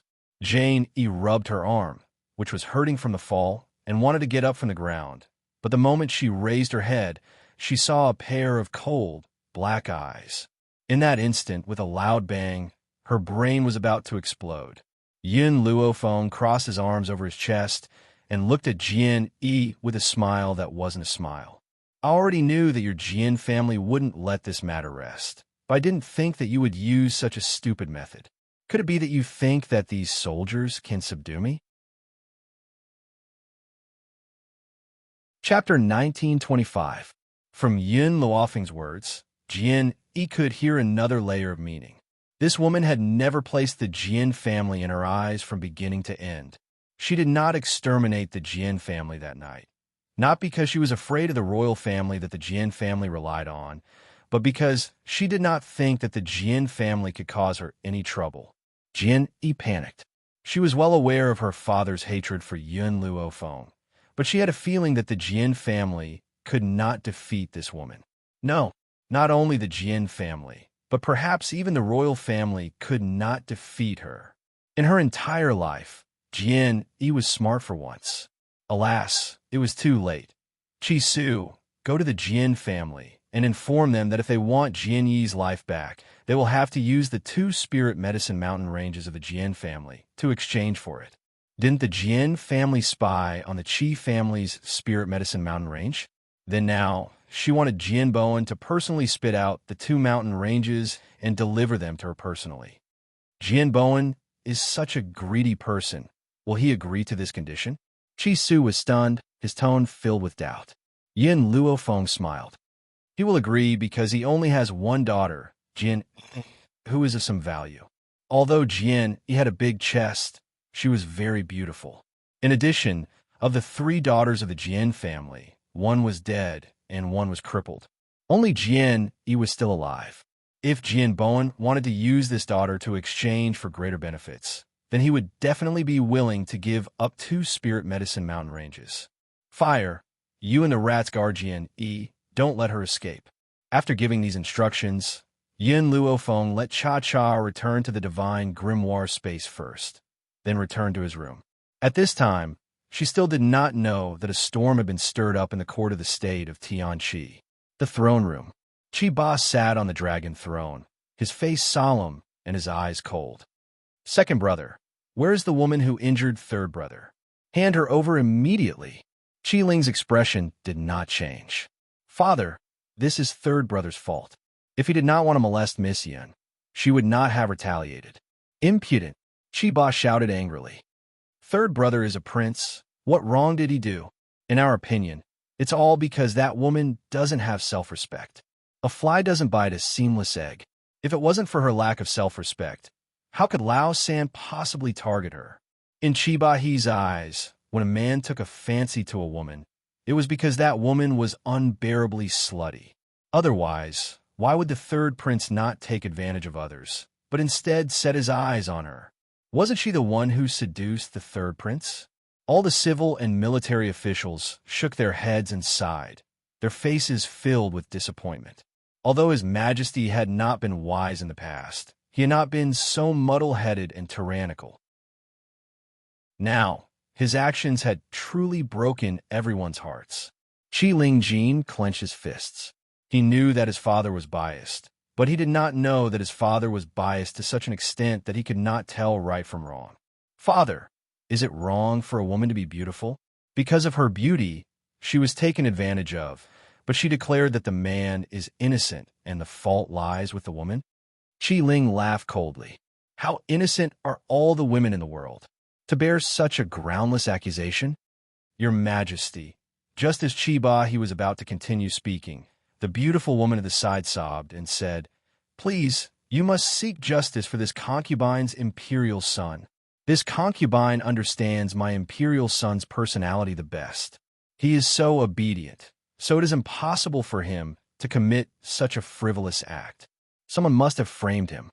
Seeing his beloved concubine sobbing, Chibahi's heart softened. His sharp gaze shot towards Qi Ling. Second brother, I know that you have always been unconvinced by your younger brother, but the imperial preceptor once said that Lao San's future is limitless. In the future, he will definitely be a person who will ascend to the throne and lead the kingdom of Tianqi to unify the 4 kingdoms. So, as his elder brother, not only did you not help him, but you even conspired with outsiders to harm him. What are your intentions? Chapter 1926. Seeing Qi Ling's silent expression, Qi Ba's tone softened. Second brother, there are so many women in the world. Since your brother has taken a liking to her, why not give this woman to him? She should go to third brother to receive punishment. It was just a woman. He could have as many women as he wanted. Why would second brother bully his own brother for a woman? Qi Ling smiled coldly. Woman? Then do you know that this woman you speak of not only managed to kill the heavenly god from Drifting Wind Nation, but she also came out unscathed? The entire hall sucked in a breath of cold air at Qi Ling's words. As far as they knew, the person who injured the third prince was a young woman in her 20s. She had the strength to defeat a god at such a young age. How horrifying was she? The woman you speak of can make Qi Su listen to her. She is also the master of the spirit-gathering medicinal hall. Qi Ling of the Qi clan could not cultivate since she was young. She is also the woman you look down on. She used her superb medical skills to cure her. Perhaps you do not know who Qi Ling is. However, when the emperor of Drifting Wind Nation fell ill, everyone was helpless. You should know this, right? She was also the one who cured Mu Jintian. Qi Ling did not understand. Why did his father have to look down on women? Did he not know that the woman he looked down on was terrifyingly strong? You want to make a move on her? Sure. The emperor of Drifting Wind Nation views her as his benefactor. If you hurt her and news of this spreads to Drifting Wind Nation, it will lead to a war between the two nations. Actually, Qi Ling wanted to say, look at the emperor of Drifting Wind Nation, then look at yourself. Can you compare to a tenth of the wise emperor of Drifting Wind Nation? Qi Ba's expression turned extremely unsightly. He had not expected Yin Luofeng to have such a powerful background. Just the thought of a war between two nations made him afraid. Your Majesty. The beautiful woman in palace attire beside him pouted and large teardrops rolled down her cheeks. She looked pitiful. My beloved concubine, don't worry. We'll make it up to third brother. This time, Qi Ba did not mention how to deal with Yin Luofeng. Imperial father, this son is here to discuss another matter. Qi Ling raised his head slightly. It is regarding the four-nation youth competition that will take place in a few months. This son would like to bring some people there. Qi Ba's expression changed slightly. In reality, he only wanted the third prince to go to the competition alone. Furthermore, because of what the imperial advisor had said before, he was very confident that the third prince would be able to win. Therefore, when he heard Qi Ling's words, he said perfunctorily, your third brother is enough. You don't have to waste time. You won't be the champion anyway. Father, the competition doesn't stipulate how many people can participate, nor does it stipulate that each country can only send one team. When the time comes, third royal brother and I can sign up separately. It won't cause too much loss. Under normal circumstances, in order to win, each country would send out several teams. If they were unlucky, perhaps two teams from their own country would meet in the competition and choose one. In other words, if they were lucky with so many teams, there would definitely be one who would succeed, right? Your Majesty, I think that what the second prince said is reasonable. The ministers in the imperial court agreed. In any case, no matter how many teams go, the kingdom of Tianqi will not lose out, right? That's right, Your Majesty. Let the second prince bring his team. No matter who wins, it will be a blessing for the kingdom of Tianqi. Chapter 1927. Seeing that all the ministers had said so, Qi Ba could not be too forceful. He could only maintain a cold expression on his face. Since that's the case, second brother, we allow you to bring people to participate. I hope you don't disappoint us and don't drag your younger brother down. Drag him down? Qi Ling smiled disdainfully. That kind of person who had been hollowed out by wine and women would probably be smashed to smithereens the moment he stepped onto the stage. He really did not know where father got his confidence from to think that he would definitely win. Was it just based on the imperial tutor's words? Even if third brother really had the potential back then, after so many years of father's indulgence and pampering, he had also become a worthless piece of mud. If there's nothing else, court is dismissed. Qi Ba's voice was cold and solemn, his face expressionless. Long live the emperor. All the ministers fell to their knees and respectfully sent Qi Ba off. After Qi Ba had left, they stood up and walked out of the throne room. Somewhere, in a courtyard as beautiful as a mural, a man stood facing the wind on top of a rock garden. He was dressed in black robes and looked very cold. His face, which looked like it had been paralyzed, gradually showed a trace of emotion. This emotion came and went quickly. In just a moment, he had regained his cold expression. Suddenly, the man heard the sound of footsteps behind him. He quickly took out a mask and covered his astonishing face. "Master!" A man dressed in a yellow dragon robe had stepped forward. His face was full of respect as he greeted him respectfully. The man replied in a low voice. "How's the person I asked you to find?" "Master, I've already asked the Imperial family's experts to find him for you. I'm sure we'll have news very soon." The yellow-robed man looked at the man standing in front of him. In a daze, he recalled the scene of this man's first appearance. What kind of god was he? He had descended from the heavens, cold, noble, and powerful, especially when this man's tone was too arrogant. He wanted to subdue his entire country the moment he opened his mouth. This arrogant tone had angered two of the Imperial family's experts to the point of fighting him. That battle did not last long. The two Imperial family experts were defeated in front of everyone's eyes. As for this man, he was as cold and noble as when he first appeared. Even his hair was not messed up. It was as if the battle just now was as simple as waving his hand. It was also from that day onwards that the high and mighty emperor himself had been reduced to his slave. Thinking of this, the yellow-robed man had the urge to cry, but in front of this man, he did not dare to show any dissatisfaction. "You have 3 days. Find her within 3 days, or else your Purple Moon Kingdom will no longer exist." The man's voice was cold and ruthless, like a heavy hammer. It hit the Purple Moon Kingdom's emperor's heart, making his heart tremble. "Yes, master, I'll send more people to help you find them." The Purple Moon Kingdom's emperor resisted the urge to cry. He respectfully cupped his fists, turned around, and hurriedly left the courtyard. After he left, the man took off his mask, revealing his handsome face. "Fonger, wait for me. It won't be long before I return to your side."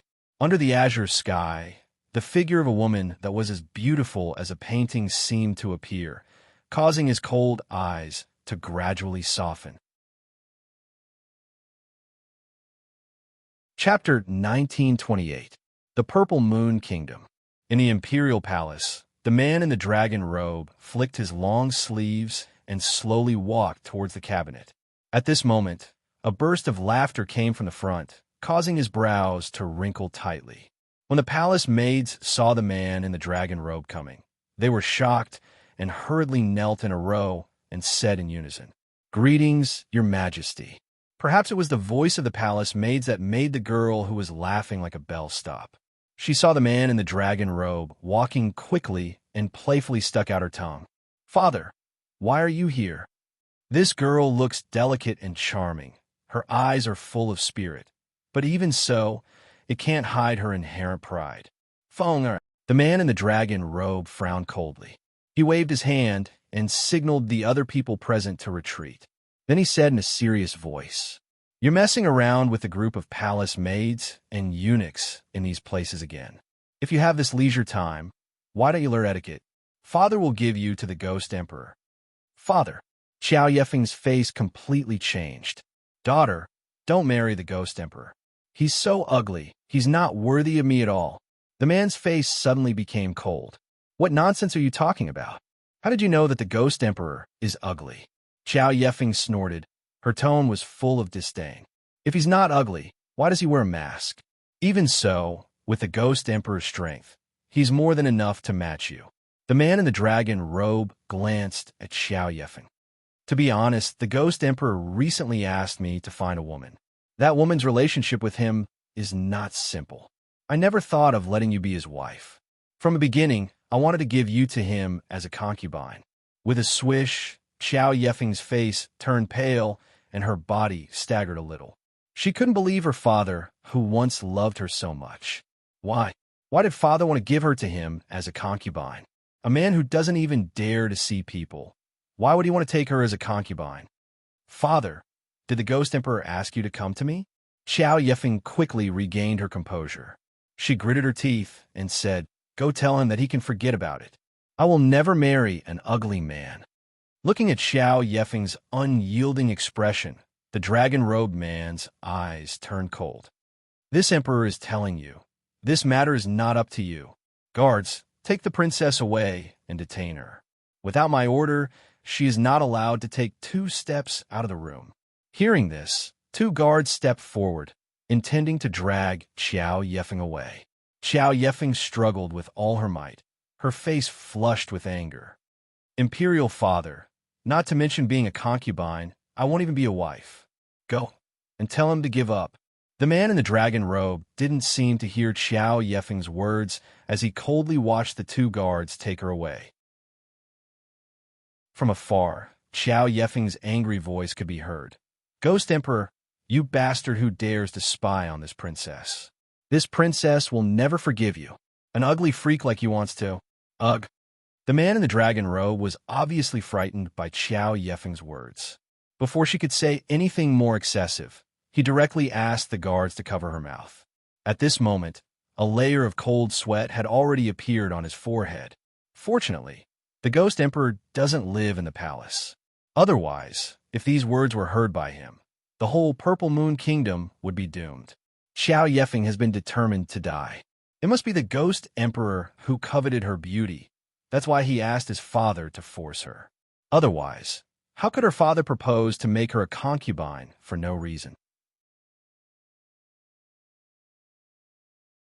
Chapter 1929. Even if the Ghost Emperor is strong, she will never like an ugly monster. Unfortunately, Qiao Yefeng couldn't resist and was directly dragged back to the princess palace by the guards and imprisoned. She was so angry that she swept all the tea bowls on the table to the ground, her chest undulating. The Ghost Emperor is really not a thing. I don't know where he got the courage to peep at this princess. This princess is the most beautiful woman in the Purple Moon Kingdom. How can an ugly monster match me? Princess, the palace maid on the side, carefully glanced at Qiao Yefeng. After the Ghost Emperor came to the Purple Moon Kingdom, he asked His Majesty to send someone to find a woman. So, according to this servant, that woman must be the Ghost Emperor's lover. Maybe it's just His Majesty acting on his own initiative to make the princess. Even though Qiao Yefeng is unruly and willful, she will not bully the servants. Therefore, this palace maid dared to say such words in front of Qiao Yefeng. TSK, Qiao Yefeng sneered. Her eyes were full of disdain. Do you think, as an ugly woman, how good can she be? Can she be compared to this princess? When the Ghost Emperor fought with the 2 strong men, this princess was also present. He must have noticed this princess at that time. Qiao Yefeng gritted her teeth in hatred. If he has the ability, he should pursue this princess by normal means. How dare he let Imperial Father threaten me? The more he does this, the more this princess hates him. The palace maid lowered her head and no longer spoke. She always felt that the Ghost Emperor, such a powerful and frightening man, would not fall in love with her at first sight, as the princess said. Moreover, such a man will certainly disdain to use power to force a woman. Qiao Yefeng took a deep breath. Moreover, in this world, the man who can make this princess look at him must not only be strong, but also peerless. The Ghost Emperor is not worthy of me. But His Majesty, the palace maid said in a cautious tone. Before she finished speaking, she was interrupted by Qiao Yefeng's fierce voice. In his dreams, I will never give in. The palace maid bowed her head deeply again. She always felt that His Majesty will not give up easily. At the same time, in the study, the man in dragon robes, Qiao Yun, was holding a book in his hand. Beside him, a beautiful woman dressed in palace robes was serving him a cup of tea. Empress, Qiao Yun sighed. Go back and persuade Feng. If she is willing to become the Ghost Emperor's concubine, then the Ghost Emperor will stay in our Purple Moon Kingdom forever. The Empress was taken aback for a moment. Feng has always been a proud girl. I'm afraid it will be hard for her to accept being someone's concubine. Moreover, will the Ghost Emperor agree to this? This concubine is worried that giving him a concubine will anger that man. Qiao Yun chuckled. Isn't it normal for a man to have 3 or 4 wives? It was even more impossible for a powerful man like the Ghost Emperor to only have 1 woman. If I send him away, he will only thank me. Why would he be angry? However, The most important thing right now is to appease Feng Air so that she doesn't offend the Ghost Emperor. Yes, Your Majesty. The Empress lowered her head. Suddenly, the man's eyes appeared in her mind. They were cold, like a bottomless abyss, filling her with fear and struggle. Such a man, will he really accept Feng as a concubine? In fact, the Empress's heart was not sure, and vaguely there was a burst of worry. However, the Emperor's decision, no one can change it. She can only listen to him. Chapter 1930. State of Tianqi, the second prince's residence. Qi Ling was just about to step out of the residence when he bumped into a woman walking towards him. He was momentarily stunned. Miss Yin, I was just about to look for you when you came. I'm here to ask, when should we set off? Yin Luofeng's eyes stared evilly at Qi Ling as she asked slowly. As the four-nation competition will be held in Wind Cloud City, which is very far from the state of Tianqi, we will have to set off in about 3 days. Wind Cloud City? Yin Luofeng's eyes flashed. This continent was called the Wind Cloud Continent. Could it be related to Wine Cloud City? Qi Su, who had been following behind Yin Luofeng, was startled when he heard this. When my master came to the Wind Cloud Continent from another continent, he was in Wind Cloud City. Hearing this, Yin Luofeng fell into deep thought. She stroked her chin with her finger. In that case, tell me about the situation in Wind Cloud City. All right, follow me. Let's go to the study and talk. Qi Ling's study was very simple. The bookshelves were filled with books, and a faint fragrance wafted from them. After he walked into the study, he had the guards bring over 2 stools and place them under Yin Luofeng and Qi Su so that they could sit down. Lady Yin, Sir Qi Su, I'm not too sure about the specifics of Wind Cloud City. I'm guessing that only my imperial father knows the inside story. Qi Ling's expression was solemn. However, I know that Wind Cloud City is the sacred land of the Wind Cloud Continent. If Wind Cloud City exists, the continent will also exist. Once Wind Cloud City is destroyed, the entire Wind Cloud Continent and everyone will disappear. Yin Luofeng fell silent. She remembered that the woman from the Qin family who had been captured on the God Vault Mountain had said that the spirit God continent existed because someone had set up a formation many years ago to separate the 2 worlds. Furthermore, all the spiritual energy on the continent had been absorbed into the spirit God continent. Based on this, the Wind Cloud Continent and the spirit God continent were similar. And Wind Cloud City was the heart of the formation. If the heart of the formation was destroyed, the Wind Cloud Continent would naturally disappear. As for these people, it was impossible for them to be destroyed by the heavenly Tao. They would probably enter the 7 continents. There were too many experts in the Windy Cloud Continent. If they were allowed to go to the 7 continents, it would definitely cause a commotion. She had too many relatives on the 7 continents. She would not allow such a thing to happen. What else? Yin Luofeng narrowed his eyes, and a cold glint flashed across his eyes. Qi Ling muttered to himself for a while. The people of the continent are afraid of accidentally destroying Wind Cloud City. Hence, to everyone, Wind Cloud City is a dead city.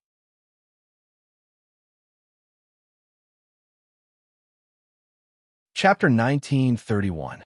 Wind Cloud City's Sacrificial Ground. Qi Ling paused for a moment before continuing. Actually, no one has been there before. It is said that the sacrificial ground is surrounded by lightning. Once you enter, you'll be attacked by the lightning. Furthermore, this lightning is even more terrifying than the lightning we encountered when we were breaking through. Yin Luofeng's mouth twitched. Even more terrifying than lightning? That was because they had never seen real lightning before. If she did not have the protection of the dragon scale armor and the puppet's ability to absorb lightning, she would have been killed by the lightning. Therefore, Yin Luofeng felt that no matter how terrifying that lightning was, it could not compare to the lightning from that time. How are the preparations going? Yin Luofeng suddenly asked. Qi Ling answered honestly. I've already selected all the elites in my hands. We will not lose this 4-nation youth competition. When he said the last sentence, his voice suddenly became very domineering. He had the demeanor of a ruler. Compared to the third prince, the second prince, Qi Ling, was clearly more capable of leading the nation of Tianqi to the peak. Wait for me at the city gates in 3 days. We'll set off together then. After saying this, Yin Luofeng took one last look at Qi Ling before turning to leave. Qi Su followed behind her, and they soon disappeared from the study room. 3 days later, at the city gates, Cici was muttering. Qi Ling was getting ready to set off when he suddenly saw the third prince, Qi Yu, leading a group of people over. When their eyes met, sparks flew. Qi Yu's eyes were filled with anger and disdain. He looked down at Qi Ling, who was standing in front of him. "Why? Has your hand recovered?" Qi Ling laughed coldly and asked expressionlessly. When he heard this, Qi Yu's expression changed completely. He clenched his left hand tightly, but his right hand dangled weakly by his leg. "Second royal brother, even if my hand is crippled, I still have the strength to become the champion of the four-nation youth competition. As for you," Qi Yu's lips curled up in disdain, "you're just sent by royal father to make up the numbers." Imperial mother had said that Qi Ling was going to Wine Cloud City because Imperial father had sent him to make up the numbers.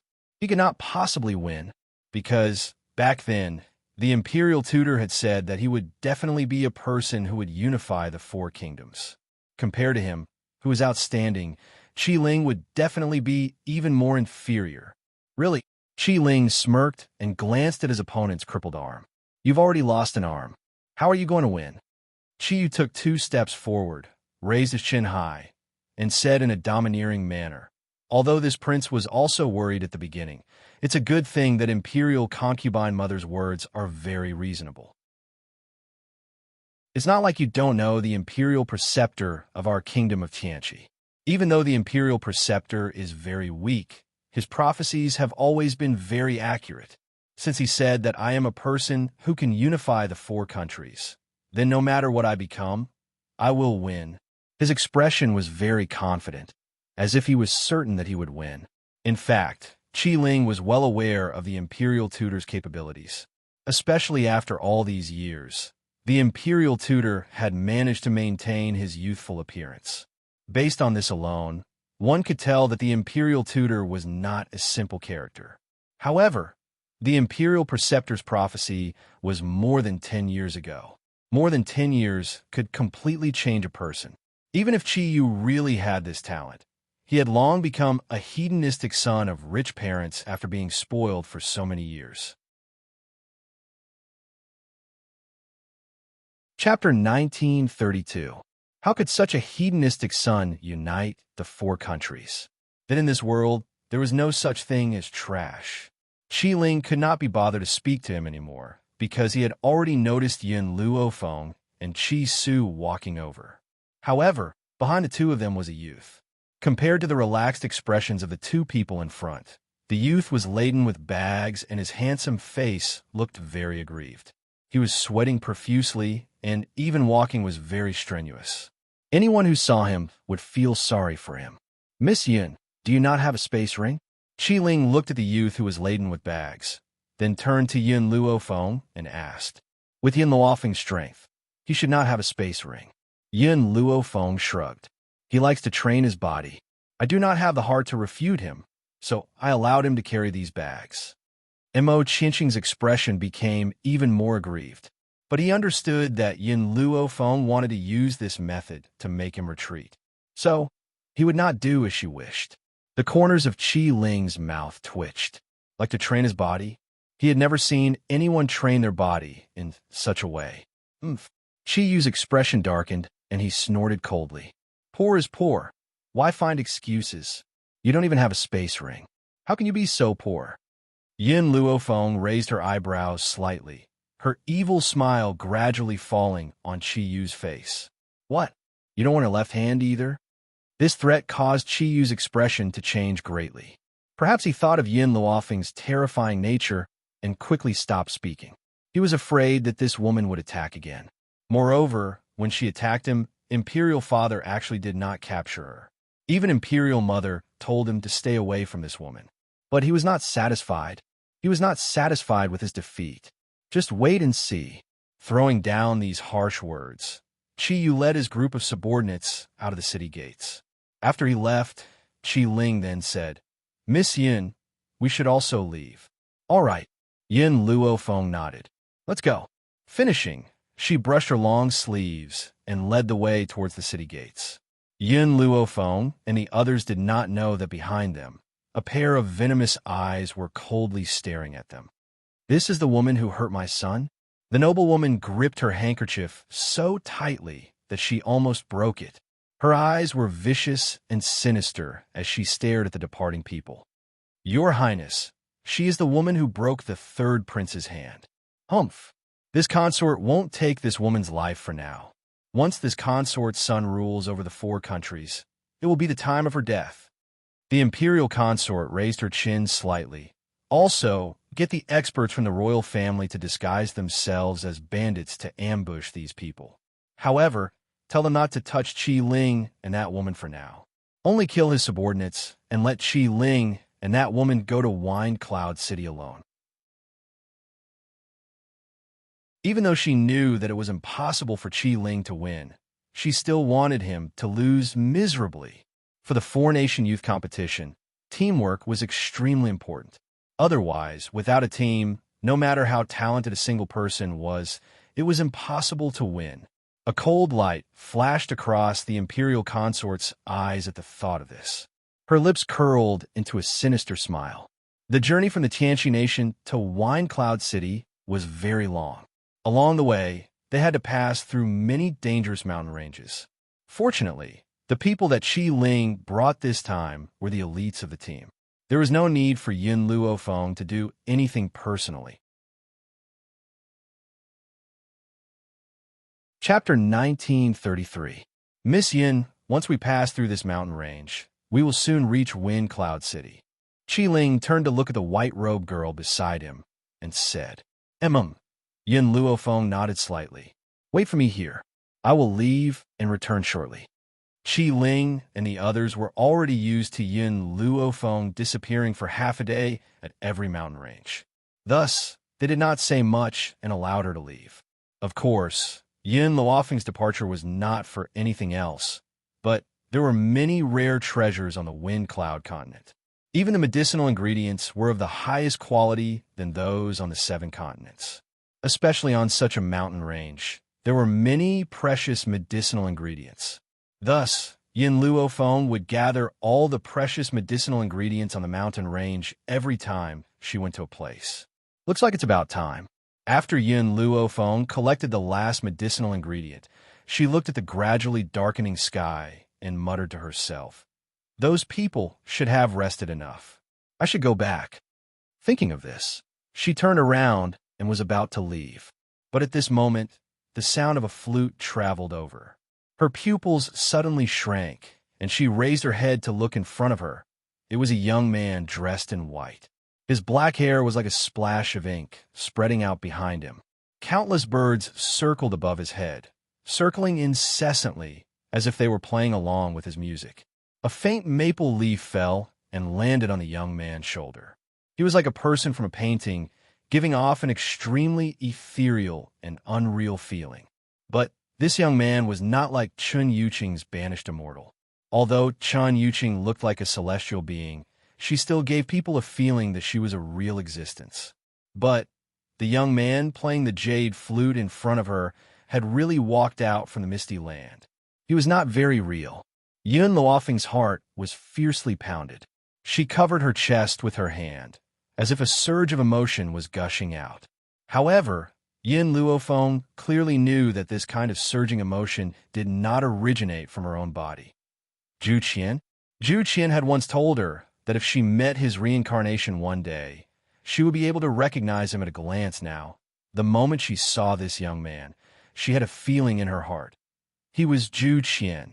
He was the Zhu Qian that she had been searching for all this time.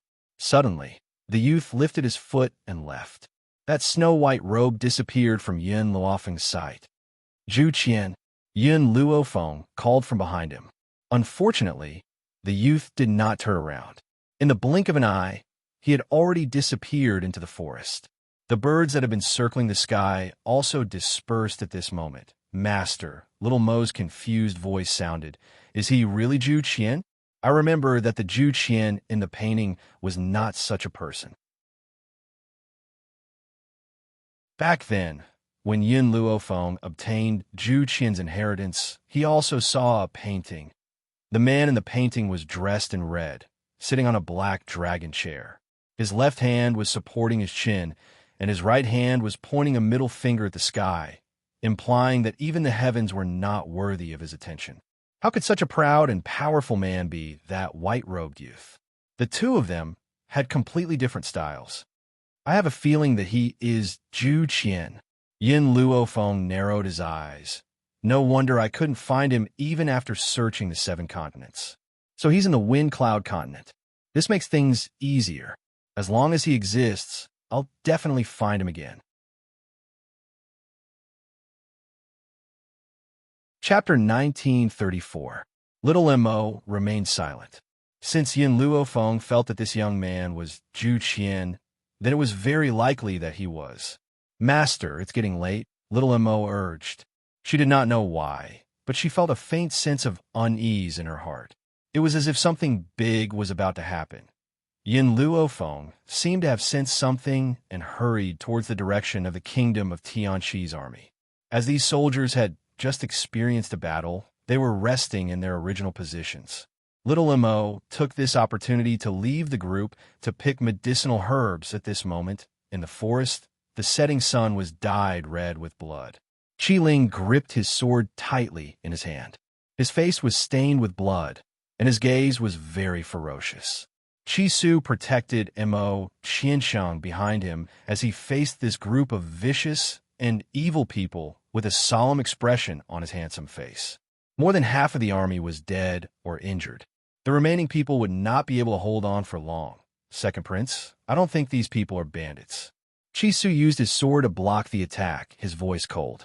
Looking at the group of people in front of him whose faces were covered, and even whose aura was concealed, Qi Ling let out a cold laugh. He wiped the blood off his face, and the curve of his lips was somewhat sinister. Are you people sent by Imperial Concubine Lin? Imperial Concubine Lin was the mother of the 3rd prince, Qi Yu. Other than her, he could not think of anyone else. The group of people did not utter a word. Their attacks became more and more ferocious. They were even more merciless towards Qi Ling's elite troops. Qi Ling's heart gradually became anxious, and his heart was filled with anger. His elite troops, which he had trained for many years, were now completely annihilated here. No, he would never allow this to happen. Young Master Qi Su, take the others and escape. I will hold them off. Qi Ling gritted his teeth and said. He had already sensed that these people did not want to hurt him. After all, he was a prince of the kingdom of Tianqi. If anything were to happen to him, no one would be able to bear the consequences. However, they were merciless towards their own subordinates. It was easy to guess that Imperial Concubine Lin wanted him to be a commander without an army. This way, they would definitely lose the hegemony competition. What a good plan. Qi Ling sneered. How could he let that woman succeed in her evil scheme? I'm afraid I can't do it. Qi Su took 2 steps back. I don't know if the 2nd prince has noticed that there are 2 other auras that haven't appeared yet. Those 2 auras must belong to enlightened masters. I still have no way of escaping under their attacks, so I can only wait for Lady Yun's return. Qi Ling's eyes turned cold. In every country, there was a group of elders. Those who were able to join the group were all heavenly gods. Furthermore, the Council of Elders was an extremely important existence to the princes. Therefore, whether it was him or Imperial Concubine Lin's group, they had all tried to rope in the Council of Elders. These Empyrean gods were obviously Imperial Concubine Lin's subordinates. More importantly, these Empyrean gods had left the state of Tianqi, but the 2 people he had roped in from the Elder group didn't send any news. If not for Father Emperor's permission, how could the matter of the God of Heaven leaving the group of elders on his own be concealed? Thinking of this, Qi Ling's eyes became colder and colder, and his heart felt cold. Most of the elites were already dead, and only a few were bitterly holding on. As for the 2 heavenly gods hiding in the dark, they still hadn't shown themselves.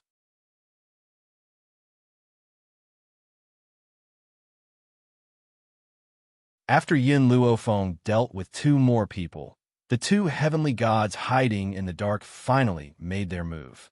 Two figures appeared in the void. One of them was dressed in a white robe and had the demeanor of an immortal. The other was dressed in a gray robe and looked rather mysterious. "Miss, where it is possible to let people off, one should forgive them," the white-robed old man said indifferently. "Why must you be so ruthless towards these people?" How could Yin Luofeng not see that these two old men were in cahoots with a group of murderous black-clothed men? Where it is possible to let people off, forgive them. Ruthless? Yin Luofeng laughed. Then what about their actions of killing people just now? I'm just taking revenge. A life for a life. They deserve to die. Chapter 1936. The white-robed elder's eyes darkened. "I didn't see them kill anyone. I only saw you kill them. I had no choice but to come out and stop you." "Oh, does that mean that the people who died around me committed suicide? Or did they kill each other?" Yin Luofeng narrowed his eyes and laughed coldly. The white-robed elder's face was indifferent. "That's hard to say. Are you stupid, or do you think that everyone in the world is stupid? It's obvious that my people were killed by this group of people. Are you still lying through your teeth?" Yin Luofeng laughed coldly as he approached the two elders. "Tell me, who sent you?" Hearing this, the white-robed elder did not even raise his eyes. "I don't know this group of people. I was just passing by and saw that you were bullying the weak. I couldn't stand it anymore, so I interfered. What if I insist on killing them?" Yin Luofeng's eyes flashed with a dangerous light as his lips curled into a cold smile. "Then don't blame me for being unreasonable." The white-robed elder's tone was as indifferent as ever. He had already stretched out his hand and attacked Yin Luofeng. The two elders had already heard of Yin Luofeng's strength from Imperial concubine Lin. Naturally, they did not dare to underestimate him. Therefore, after the white-robed elder attacked, the gray-robed elder also moved. The two of them did not hold back. Once they started fighting, they would give it their all. "If anyone stops me from killing, I will kill that person today." Yin Luofeng's voice was domineering and pierced through the clouds, bringing a wave of echoes. At the same time, she summoned her dragon scale armor. With a long sword in her hand, she quickly rushed in front of the two elders. The entire void trembled because of their battle. Chisu stood in the forest and watched Yin Luofeng fight in the void. His eyes were full of worry. "That's not right." Qi Ling frowned slightly. "I've seen all the Divine Realm experts in the royal family. I don't know these two people." Chi Su was stunned. He turned to look at Qi Ling. Could it be that they weren't sent by Imperial concubine Lin? "No, I feel that it was her. Only she would do such a thing." Qi Ling shook his head and said, "Then what's going on?" Chi Su frowned. When Mo Qiancheng heard their conversation, he couldn't help but interject. "Have you not heard of the appearance-changing technique? A person could even change their aura, so it was normal for them to change their appearance. After all, since the Imperial concubine had done such a thing, she definitely didn't want anyone to use her against her. As such, she naturally asked these people to disguise themselves." As Mo Qiancheng thought about it, he couldn't help but look at Yin Luofeng, who was fighting with the two elders in the sky. No one knew what he was thinking in his pitch-black eyes within the void. Yin Luofeng could no longer deal with it as easily as before.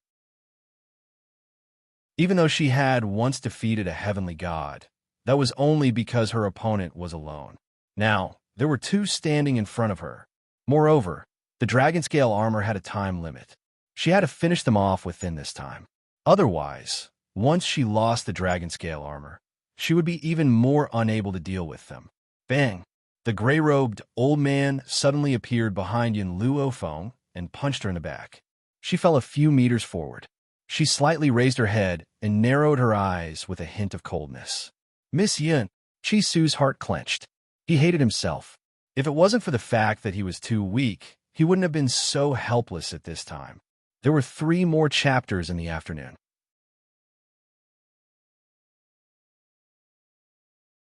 Chapter 1937. Young lady, do you know a saying? The white-robed elder looked at the lady in front of him and said calmly, Karma is in the cycle of the heavens. You killed someone just now, so you must pay the price now. Yin Luophone wiped the blood from the corner of her mouth and smiled slightly. Then let me give you a saying as well. Those who are unjust are doomed to destruction. Hearing this, the white-robed elder's expression turned cold and he snorted. You have a sharp tongue. Since that's the case, don't blame me for being impolite. Boom! In an instant, the white-robed elder's aura surged out once again and engulfed the entire void. At this moment, the sky had also turned gray and hazy. In midair, Yin Luophone held a long sword in her hand and stood against the wind. Her expression was calm as her fine black hair fluttered in the wind. Master, let Azure Wings and Little Worm come out and help. Little Mo's worried voice rang out from Yin Luophong's soul. Little Worm and Azure Wings had already broken through to become a deity. Moreover, one of them was an ancient ancestral dragon, and the other was an immortal puppet. Even with the strength of a deity, they could deal with a sky god. But Yin Luophone shook her head indifferently. No, I can still hold on. Moreover, I reached a bottleneck a few days ago. Perhaps this battle can help me break through. Yes, from the beginning, Yin Luophone had been prepared to deal with these two old men. Even if she couldn't do it, she still had Little Worm and Azure Wings. Unfortunately, she had already reached a bottleneck this time, so she decided to deal with the two of them on her own. Boom! As soon as Yin Luophone finished speaking, the attacks of the white-robed elder and the gray-robed elder closed in on her. She hurried to meet the two old men head-on. The battle in the void became more and more intense, and the people below also became nervous. Mo Chinching's gaze was fixed on Yin Luophone, who was fighting with the two old men. A red light gradually appeared in his pitch-black eyes. His fists were clenched tightly, and his youthful and handsome face was filled with anger. Yes, anger. Mo Chinching looked at the besieged woman. Suddenly, the image of that king-like man who had been chased by a group of strong cultivators surfaced in his mind. Bang! At this moment, the gray-robed old man's fist landed heavily on Yin Luophong's body. Yin Luophong's body was instantly sent flying like an arrow leaving a bow. No, don't. Mo Chinching's heart stopped beating at this moment. His eyes were filled with red light, and his long silver hair danced in the wind. His expression was terrifying, and he didn't look like the innocent and harmless young man he used to be. Kill. Kill all of them. Let them accompany us in death. To be buried with them, these two words leapt into Mo Chinching's mind. His mind also became blank, as if there was only one thought left in his mind. Everyone present, no matter who it was, deserved to die. Those two deities deserved to die because they had harmed her. The second prince also deserved to die. If he hadn't attracted these people, she wouldn't have been in danger. Patter. The young man stood firmly on the spot. He could even clearly hear the sound of the seal in his body shattering. However, at this moment, there was only the falling figure of the woman in the young man's eyes. His eyes were bloodshot, as if they had been dyed with blood, and they carried a terrifying light. Chi Su and the others were all looking at Yin Luophone. Because of this, no one noticed Mo Chinching's strange expression.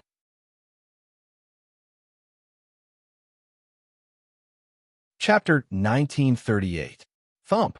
Yin Luophong's body landed heavily on the ground, creating a large crater. She wiped the blood from the corner of her lips and crawled up from the ground. Without any hesitation, she charged towards the two elders once again. The gray-robed elder's eyes were filled with shock as he said in a gloomy voice, Little girl, you've made me look at you in a different light. You're still able to stand after receiving such a heavy blow. No wonder you've achieved so much at such a young age. Yin Luophone raised her head, and her pitch-black eyes were filled with light. Continue. This time, she made the first move and charged towards the gray-robed elder who was closest to her. The gray-robed elder dodged to the side and evaded Yin Luophong's attack. His arm landed heavily on Yin Luophong's shoulder, causing her to stumble a few steps back. She left a shadow in the sky. At that moment, Yin Luofeng could clearly feel the power of the dragon scale armor weakening. If she did not deal with it soon, she would not be able to defeat these two elders with her own power. Little girl, it looks like you won't be able to hold on for much longer. In the beginning, Yin Luofeng had been able to evade his attacks. Now that her power was gradually weakening, she was clearly no match for them. However, the gray-robed elder also wanted to end the battle quickly. Hence, he did not give Yin Luofeng any chance to catch her breath and attacked her once again. Boom! A powerful force penetrated her body and caused Yin Luofeng to spit out a mouthful of blood. However, her body remained as hard as steel and showed no signs of collapsing. Continue. She touched the blood at the corner of her lips again and continued. Elder Bai. The gray-robed elder glanced at the white-robed elder and said eerily, "It's getting late. We should leave this place. This time, we don't need to hold back. Let's use all our power to kill her." All right. The white-robed elder nodded. He slowly raised his hand, and a hurricane gradually formed in front of his hand. The hurricane grew larger and larger, as if it had the power to destroy heaven and earth, enough to destroy everything. The gray-robed elder did not show any weakness either. The hurricane swirled around him, and even his gray robes were swirling in the wind. Forget about the all-out attack of these two old men. Even if it was just one of them, this young woman would immediately turn into ashes. In a withered forest, Mo Qinqing's body was unable to move. His body was constantly emitting small cracking noises. Except for him, no one could hear these sounds. And when it saw that Yin Luofeng was in danger, the shattering sounds became faster and faster. With a loud bang, it broke through. Unfortunately, it was too late. The moment Mo Qinqing broke through the seal, the power of the two old men had already closed in on Yin Luofeng, instantly swallowing her body. No. Suddenly, Mo Qinqing's pupils shrank, his voice filled with pain and fear. Miss Yin, Qi Su and Qi Ling's expressions also changed greatly. They quickly rushed towards the place where Yin Luofeng had just been standing. Mo Qinqing stood there in a daze. He looked at the place where Yin Luofeng had been swallowed, then turned to look at Qi Ling, whose face was full of anxiety. In that instant, a powerful killing intent shot out from his narrowed pupils. He clenched his fists tightly, and his face contorted in pain. Was he the one who killed Yin Luofeng? That's right. If he had not lured these people here, Yin Luofeng would not have died. Hence, regardless of whether it was the two heaven gods or the people of the kingdom of Tianqi, they would all be buried with her. Chapter 1939. We finally dealt with this woman. The gray-robed elder snorted coldly and said sinisterly, "Let's go, we should head back." However, just as the two of them turned around, an evil and domineering voice suddenly rang out from the dust-covered area. "Qi Su, get out of the way." The two old men froze when they heard the voice. Qi Su and Qi Ling were stunned for a second before they reacted. They quickly retreated a few hundred meters away. Mo Qinqing's lifeless eyes gradually lit up. He stared at the dust-covered sky, afraid to miss even the slightest bit. When the dust settled, Yin Luofeng's figure slowly appeared. The woman looked a little disheveled, but she still gave off an untainted feeling. The dragon scale armor on her body had completely disappeared, and her white robe had also been destroyed to the point of being tattered. The white-robed elder turned around in shock. His eyes widened and his breathing quickened. "You didn't die? How could this be? How could this woman still be alive?" Yin Luofeng didn't answer him. He only smiled mysteriously. "I have a gift for you." "What?" Before the two old men could react, they heard a boom and a thundercloud suddenly appeared in the sky. The thundercloud glowed purple and thunder rumbled. Then, without warning, a bolt of lightning suddenly shot down. The two old men who were close to Yin Luofeng were naturally struck by the lightning as well. They wailed in pain. You broke through?" Lightning tribulations only appeared when one broke through to the sky god level. But this woman had actually broken through at this time. I should also thank you. If you hadn't helped me break through the bottleneck, I wouldn't have been able to become a sky god.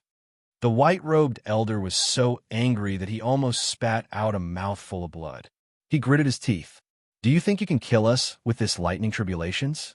Let me tell you, it's impossible. It's not like I haven't experienced lightning tribulations before. After all, he was also a sky god and had experienced lightning tribulations before. Lightning tribulations alone couldn't kill them. Yin Luofeng smiled evilly. Unfortunately, my lightning tribulations are different from others. Boom, boom, boom.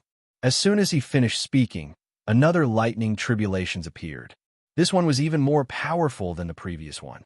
It struck the two old men directly, causing them to wail in pain. But it wasn't over. The bolts of lightning were even more powerful than before. They rained down, leaving the two old men with no energy left to escape. The shouts of the two old men rang out one after another, causing everyone present to be dumbfounded. Chisu stared blankly at the mighty thunder tribulations, his eyes glazed over. Suddenly, he let out an angry roar. Ling came back to his senses and turned to look at him. What happened? Chisu's expression kept changing. Almost a year ago, someone near our drifting wind nation broke through to become a deity and triggered a thunder tribulation. That thunder tribulation was so fierce that it shocked all the powerful warriors in the drifting wind nation. Unfortunately, I thought that Lady Yin was just unlucky and was accidentally affected by the lightning tribulations. It seems that he was the one who triggered the lightning tribulations. Thinking of this, Chisu took a deep breath. He remembered that Drifting Wind Nation had been searching for the powerhouse who triggered such a powerful lightning tribulations. He never thought that the powerhouse would be right beside him. Chapter 1940. Did you see that? Even the sky god powerhouses of a nation of Tianxi couldn't withstand such a lightning tribulation. In comparison, Yin Luofeng was calm and collected. His expression was as if he was drenched in the rain. In fact, no one knew that Yin Luofeng's body was already somewhat overwhelmed by the lightning attacks. However, she had to hold on and not let all her previous efforts go waste. Fortunately, she had experienced this kind of lightning tribulation before and already had a certain resistance. Compared to the two old men, she was much better off. Girl, you will definitely suffer retribution for being so vicious. The white-robed old man gritted his teeth. Blood was already flowing from the corner of his mouth as he spoke viciously. Yin Luofeng's lips curled into a smile. I was only breaking through. It was you who appeared by my side. The lightning doesn't recognize people, so who can you blame? Indeed, the lightning wasn't Yin Luofeng's instigation. They can only blame their bad luck. Boom! The lightning tribulation was getting stronger and stronger. The two old men finally couldn't hold on any longer and fell to the ground. Using the last of his strength, the old man's voice was filled with anger. Even if we die here, you won't be able to escape. The heavenly Tao won't let you off. This girl's talent was too strong. She actually attracted such a powerful heavenly Tao. If she was allowed to continue growing, the consequences would be unimaginable. After saying that, they had already lost all their strength. Their eyelids slowly became weak. Just as the two old men lost their ability to resist, Yin Luofeng finally couldn't hold on any longer. Her body swayed as she suddenly called out. Swoosh! In an instant, a mighty and strong figure appeared in front of Yin Luofeng. It appeared out of thin air and blocked the violent lightning attacks. The lightning landed on Yun Yi's burly body, forging his physique until it was very smooth. However, Yun Yi remained expressionless. His expression didn't change at all. A puppet. Qi Ling and the others were stunned as they looked at Yun Yi, who blocked the lightning. Then they saw a shocking scene. The lightning attacks that were originally violent were all absorbed by Yun Yi. After withstanding the lightning, Yun Yi's body emitted a powerful strength. His cold eyes were filled with dominance. A heavenly god, under the forging of the lightning, this puppet actually became a heavenly god? Qi Ling and the others opened their mouths wide in surprise. Obviously, they were stunned by the scene in front of them. As for the two elders originally, he was still filled with hope, thinking that Yin Luofeng would also die under the heavenly lightning. But now that he saw this scene, his expression changed greatly, and his eyes filled with fear. Kill them. Yin Luofeng's lips curled up slightly as he said in anger. In an instant, he had already rushed in front of the two elders. Because the two elders had already lost their ability to fight, Yi killed them as easily as cutting vegetables. With a swing of his blade, the two old men's chests were pierced by the blade. With the death of the heavenly deity, the others were utterly defeated. Under the threat of the azure wings, no one could escape. Yin Luofeng slowly came back to his senses and walked in front of Qi Su and the others. He looked at the dumbfounded Qi Ling and said, "Go and see if you recognize those two people." All right. Qi Ling's eyes were filled with complex emotions, but he was very glad in his heart. He was glad that he had obtained Yin Luofeng's help. Moreover, he was confident that with Yin Luofeng's strength, unifying the Wind Cloud continent was only a matter of time.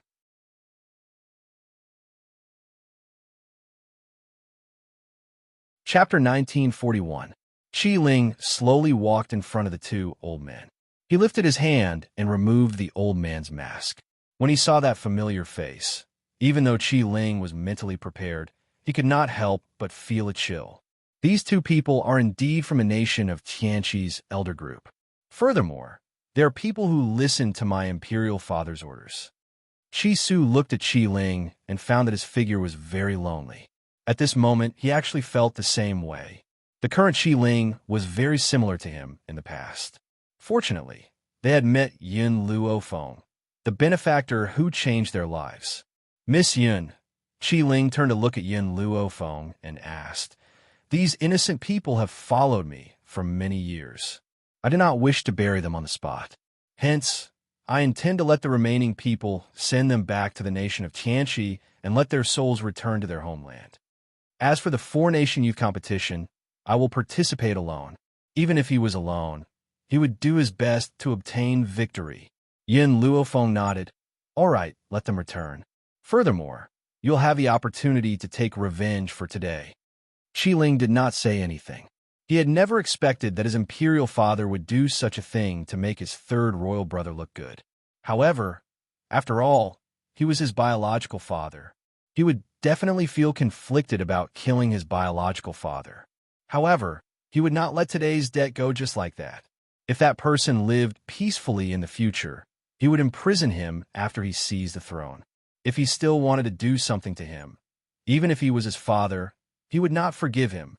Qi Ling slowly exhaled and a smile appeared on his handsome face. The four-nation youth competition is about to begin. Let's continue. After saying this, Qi Ling gave instructions to the elites who were born. Those elites bowed and retreated, preparing to bring these dead souls back to their homeland. Qi Ling waved his sleeves, looking carefree and unrestrained. "Imperial Consort Lin, if you want this prince to make your son look good, then you are gravely mistaken. I will definitely become the champion of this four-nation youth competition. I will not give up." Yin Luofeng looked at the confident Qi Ling and felt that he had not misjudged him.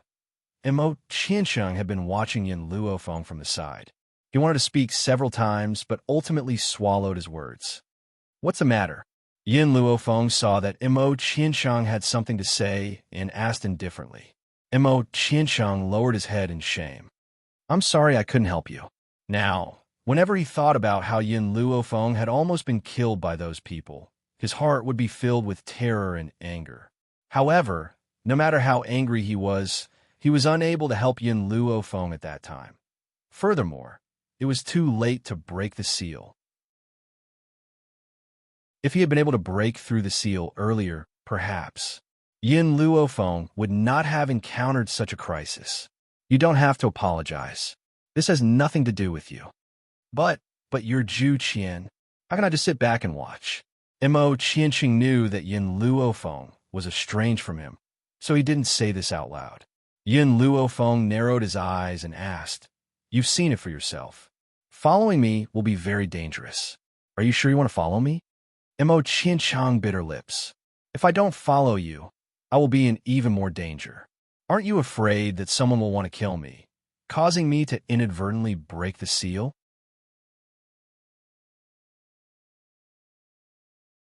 Chapter 1942. In order to stay by her side, he could not tell her that the seal had been broken. Otherwise, this woman would not let him stay. Moreover, seeing that Yin Luofeng was in danger, he could not leave.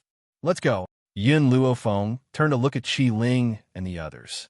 He did not speak to Mo Qianqing. Not long ago, they had come in a mighty group. Now, only the three of them were left. Qi Ling felt a little sad. He took one last look at the remaining elites and forced himself to turn his head. "Let's go." Behind him, the group of iron-blooded soldiers respectfully sent the three off until their figures completely disappeared. The kingdom of Tianqi. Imperial concubine Lin was lying on a soft couch. Her hair was loose. Even though she was in her middle years, she still looked beautiful because she had taken good care of her body. "Your Highness." At this moment, a panicked figure ran in. "Something bad has happened, Your Highness." The palace maid stumbled over, her face full of panic. Imperial concubine Lin frowned. "What's the matter?" "Your Highness, the experts you sent to kill the second prince's elite troops were completely annihilated." "What?" Imperial concubine Lin felt a sharp pain in her chest. She was so shocked that she immediately sat up, her beautiful face pale and colorless. "What did you just say? Completely annihilated?" As far as she knew, Yin Luofeng was only a god. Because he had a dragon scale armor, he could deal with heavenly gods. However, she had sent two heavenly gods. Logically, Yin Luofeng could not be their match. "Your Highness, it's true. Our men found the corpses of Elder Bai and the others." Imperial concubine Lin's face paled. She fell to the ground. She bit her lips, her body trembling. How could this be? Two heavenly gods were not Yin Luofeng's match? How terrifying was that woman's strength? At this moment, Imperial concubine Lin finally felt fear. In her heart, she regretted her decision to send someone over. "In addition, Your Highness, this servant has also heard of another matter. The Jian family's second miss has been crippled." The palace maid said in a trembling voice. "What does this have to do with me?" Imperial concubine Lin was worried about Yin Luofeng's strength. When she suddenly heard the palace maid's words, her expression became somewhat unhappy. "It's like this, Your Highness. A while ago, a man went to the second prince's residence to find Yin Luofeng. He just happened to run into the Jian family's second miss, who was loitering outside the second prince's residence. That Jian family's second miss claimed that Yin Luofeng was unbearably lascivious. First, she seduced Qi Su. Then, she seduced the second prince. In the end, that man crippled the second miss of the Jian family in a fit of rage." Imperial concubine Lin frowned. This man was bold enough to even touch a member of the Jian family. However, how could the person who knew Yin Luofeng be an ordinary person? Speaking of which, this Jian family was really unlucky. Jian Yi first provoked Yin Luofeng, and in the end, he was captured by Yin Luofeng. For the sake of their only daughter, the Jian family had paid a huge price to redeem her. Who knew that Jian Yi would offend someone and get crippled? The Jian family wouldn't be able to exchange her for another fortune. Do you know where that man came from? I'm not sure. I only know that he's wearing a mask. A mask? Imperial concubine Lin thought for a moment. She didn't have any impression of such a person. She waved her hand. "You can leave first. I need to calm down." To the royal family, the strength of an enlightened master was very important. Chapter 1943. Now, the kingdom of Tianqi had lost two gods. This was a huge loss for Qi Yu, who was about to inherit the kingdom of Tianqi. At this moment, Imperial concubine Lin was still confident that Qi would be the successor of the kingdom of Tianqi and the person who would unify the four nations. Not far away, in the forest, a cold man in black robes stood on a mountain peak. Fenger, wait for me. I will arrive at Wind Cloud City very soon. The woman's picturesque figure appeared in the man's mind. The corners of the man's lips curled up into an arc. It had been more than 10 years since they had met. In these 10 years, they had been apart more than together. However, this did not affect their relationship. No matter where she was, he would always think that she was right in front of him. Wind Cloud City. Normally, it was like a lifeless city without any signs of human habitation. In fact, no one even lived there. But now, Wind Cloud City was bustling with activity. A soldier was standing guard at the city gate. When he saw Yin Luofeng and the other two walking over, he frowned slightly. This is Wind Cloud City. Unauthorized personnel are not allowed in. I am the second prince of the kingdom of Tianqi. I am also here to participate in the four-nation youth competition. Qi Ling said indifferently with his hands behind his back. The soldier was stunned. The second prince of the kingdom of Tianqi? Where are your troops? Qi Ling raised his head and looked at the soldier. His voice was indifferent. I do not need subordinates. Did this mean that there were only 3 of them participating? The soldier was shocked. However, the competition did not have a minimum number of participants. Hence, he did not say anything. After Qi Ling produced the evidence, he let him in. The second prince of the kingdom of Tianqi is really strange. Does he think that he can win with just the 3 of them? I heard that the most favored person in the kingdom of Tianqi is the third prince. Maybe the second prince is just here to join in the fun. The 2 soldiers at the gate underestimated the girl and did not say anything else. They started to stand guard at the gate and inspect the people who came. Even though Wind Cloud City was usually uninhabited, it was a beautiful place. Even the relay station was luxuriously built. There were also soldiers at the entrance of the relay station. Hence, Qi Ling produced the evidence again, and the soldier let him in. However, just as the 3 of them stepped into the relay station, they saw Qi Yu striding towards them. When Qi Yu saw Qi Ling appear at the door and saw that there were no soldiers behind him, he couldn't help but laugh. Ha! Second Imperial brother, where are your elite troops? They wouldn't have died on the road, right? I think your elites are only SOSO. They can't even deal with some spirit beasts, and you want to rely on them to win? Qi Ling clenched his fists tightly. Third brother, don't tell me you don't know what happened. A cold glint flashed across Qi Yu's eyes. Second brother, I don't know what you mean. What does it have to do with me if something happens to your troops? Don't splash dirty water on me. Otherwise, Imperial Father won't let you off. Qi Ling's eyes turned blood red at the thought of his subordinates' deaths, but in the end, he restrained his emotions. Third royal brother, remember what you have done. One day I will take my revenge. Qi laughed coldly. His eyes flickered and landed on Yin Luofeng's face.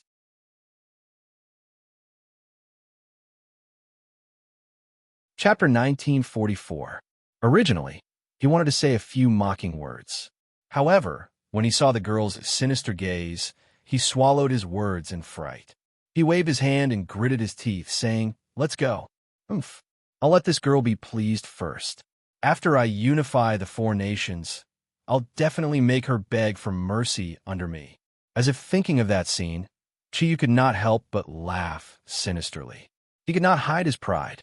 The Golden Sun Nation is hosting the four-nation youth competition this time. They are also the strongest nation among the four nations. After Qi Yu left, Qi Ling turned to look at Yin Luofeng and explained, "Furthermore, the Golden Sun Princess of the Golden Sun Nation is very talented. Her subordinates are all very strong as well. They are also strong opponents for us this time." This Golden Sun Princess was able to use the nation's name as her title. This showed her status in the Golden Sun Nation. Qi Ling said this to raise Yin Luofeng's vigilance. However, when he thought of Yin Luofeng's strength, he felt that he was worrying too much. In terms of talent, no one in this world could compare to Yin Luofeng. As a divine spirit, she could fight with a heavenly god. Now that she had broken through to become a heavenly god, she would definitely be even stronger. I'm tired. However, Yin Luofeng had only said that in a lazy tone. There was a sliver of laziness in his expression. Qi Ling laughed involuntarily. The lodgings in the Tianqi nation have already been prepared. Miss Yin, I'll bring you to rest first. All right. Yin Luofeng nodded. Rather than wasting time listening to Qi Ling's nonsense, she might as well consolidate her strength first. Qi Ling did not say anything else. He brought Yin Luofeng to rest first. However, just as they left Yin Luofeng's room, they heard a mocking voice. Oh, I was wondering who it was. It's actually you. Mu Xuexin. Is your father not dead yet? This voice was filled with mockery, causing Qi Su's expression to change completely. Second Prince, I met an acquaintance. I'll go over first and be back soon. After speaking, his body turned into a gust of wind and rushed to the courtyard at the side. In the courtyard, the young girl had her hands on her hips. She held her head high, and there was a mocking smile on her face as she looked at Mu Xuexin, who she had bet on. Mu Xuexin's expression was very calm, but her clear eyes were surging with rage. Don't worry, even if all the people in the Purple Moon Kingdom die, my father will still be alive. Impudent! Xiao Yefeng roared. Mu Xuexin, who do you think you are? How dare you talk to me like that? Your drifting wind country has committed a great sin, yet your imperial father doesn't even have a son. Do you know what this means? His family line was cut off. Your drifting wind nation is already without descendants. Although there was a little prince in the past, he was not Mu Jintian's son. That was why Xiao Yefeng said that. Mu Xuexin was enraged as she raised her hand and slapped Xiao Yefeng. No one had expected Mu Xuexin to make a move against another participant on the eve of the four-nation youth competition. They were all stunned. Mu Xuexin, you dare to hit me? Xiao Yefeng widened her eyes in disbelief and said angrily, Guards, take this damned woman down for this princess. Princess. The palace maid on the side carefully pulled Mu Xuexin's sleeve. After all, we sneaked out. It's better not to cause trouble, lest His Majesty. Chapter 1945. That was right. This time, Xiao Yefeng had indeed escaped from the palace. She had even participated in the four-nation youth competition on her own initiative. Who asked her imperial father to make her the concubine of that ugly ghost emperor? How was that ugly ghost emperor worthy of him? Only the ugliest woman in the world would be interested in that ugly ghost emperor. However, Xiao Yefeng and Mu Xuexin had become enemies many years ago. When Xiao Yefeng saw Mu Xuexin, she immediately exploded. Xiao Yefeng had always treated the palace maids well. However, when she heard this, she immediately slapped the palace maid beside her. Are you blind? Can't you see this princess being bullied? This woman dared to hit this princess. She must pay the price. The palace maid lowered her head, feeling wronged. She did not dare to say anything. Xiao Yefeng glared at Mu Xuexin angrily. When she saw that the people beside her did not help her, she decided to do it herself. But as soon as she raised her hand, it was held back by a strong arm. Boom! That person pushed Xiao Yefeng back a few steps. Anger rose in her heart as she looked up. However, when she saw the youth's handsome face, she was stunned. In fact, Xiao Yefeng had a purpose for coming here. The people who could participate in the four-nation youth competition were all dragons and phoenixes among men.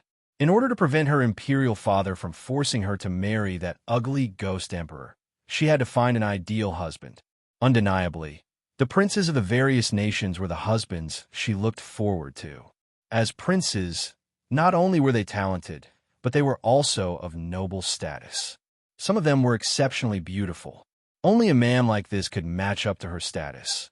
Hence, when Xiao Yefeng saw Qi Su, she was certain that the youth before her was the husband she looked forward to. Qi Su. Mu Xuexin turned her head and saw the youth's handsome profile. She felt joy in her heart. Why are you here? I followed Qi Ling Mu. Are you all right?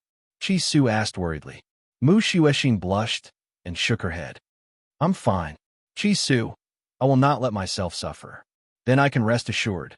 Qi Su smiled and turned his head to look at Xiao Yefeng. At that moment, his eyes turned cold, and there was an eerie chill in his gaze. The princess of the Purple Moon Kingdom is nothing more than this. When Xiao Yefeng heard Qi Su's merciless ridicule, she immediately became flustered. This is a grudge between me and Mu Xuexin. What does it have to do with you? This young man was not bad, but his eyes were a little bad. He actually fell for a woman like Mu Xuexin. Was Mu Xuexin more beautiful than her? Mu, is my fiancé. Why should I not care? Qi Su smiled coldly and said expressionlessly. Xiao Yefeng fiercely gritted her teeth. A dog with a dog, a wolf with a wolf. You and Mu Xuexin are a couple, so you're definitely not a good person. Xiao Chui, let's go. Even if Xiao Yefeng was brainless, she knew that Qi Su's strength was not simple. She could tell just from his push just now. Therefore, she glared fiercely at Qi Su and left with her palace maids and guards in a haughty manner. Qi Su retracted his gaze. Lady Yun is here too. Really?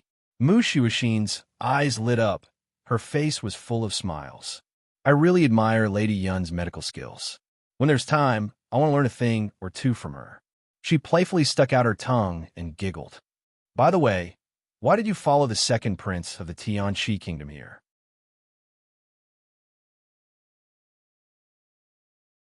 Chapter 1946. Miss Yin wants to support Qi Ling. In a simple sentence, Mu Xuexin revealed Yun Luofeng's purpose. Mu Xuexin nodded. I have heard of the second prince of Tianqi kingdom. He is indeed a character. Miss Yun's vision is very accurate. Supporting him will definitely be a great help. Qi Su touched the back of his head and smiled gently. I will be with the people of Tianqi kingdom during this time. If you need anything, come to me at any time. I will definitely help you. Speaking of which, Qi Su is still worried about Mu Xuexin. He is afraid that she will be bullied here. Don't worry, nothing will happen to me. Having said that, but thinking of those people, Mu Xuexin's eyes still darkened. Her father has no son, only a daughter. Because of this, she became the object of ridicule by the princesses and princes of other countries. Seeing Qi Su's worried eyes, Mu Xuexin said again, If there is anything, I will come to you. Hearing this, Qi Su smiled. Then I will go back first, lest Miss Yun has something to tell me. You should also rest early. Mu Xuexin thought for a moment and nodded. Okay, then I will visit Miss Yun tomorrow. She doesn't know why, but for Yun Luofeng, Mu Xuexin has a very good impression. Perhaps it is because he not only saved her, but also saved her father. At this time, in the Purple Moon Kingdom's inn, Xiao Yefeng angrily walked in and cursed. That man is really blind. I don't know how many times more beautiful than Mu Xuexin, but he only pays attention to Mu Xuexin. Your Highness, Xiao Chui's face was still red from the fingerprints. She did not dare to speak as carelessly as before. Her tone was cautious. Just now, I heard Mu Xuexin call that young man Qi Su. But there isn't a prince in the 4 countries named Qi Su. Xiao Yefeng froze for a moment and then reacted. Yes, that young man is not a member of the royal family. Is he a prince's guard? No wonder he can ignore me. It's because he knows that I am not as stupid as Mu Xuexin. Xiao Yefeng felt that what she thought was very reasonable. A guard had become the fiancé of a princess. How could the emperor of Drifting Wind Country allow such a thing to happen? Besides, the guard had not fallen in love with her because of her beauty, because he knew very well that there were no princes in the Drifting Wind Country.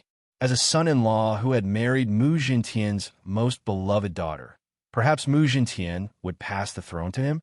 Fortunately, I didn't pursue such a man. He's willing to give himself to Mu Xuexin for power. Such a person is truly disgusting. A trace of disgust flashed in Xiao Yefeng's eyes. She rejoiced that she wasn't bewitched by the youth's appearance. She raised her head and saw the palm print on Xiao Chui's face. She asked, I didn't mean to hit you just now. I was really angry. Are you still in pain? Xiao Chui's eyes flickered with tears of gratitude. She hurriedly shook her head. Thank you for your concern, Princess. This servant doesn't feel any pain. That's good. Xiao Yefeng smiled. Go and spread a rumor for me later. Tell them that Mu Xuexin's fiancé is just a lowly guard.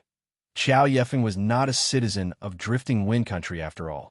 She rarely asked about the affairs of other countries, so she was naturally unaware of Qi Su's status in Drifting Wind Country. She was also unaware of the recent events in Drifting Wind Country. Even though she was unaware of it, it did not mean that the princesses and princes of the other countries were unaware of it. Hence, the rumor that she had asked the palace maids to spread would only bring disgrace upon herself.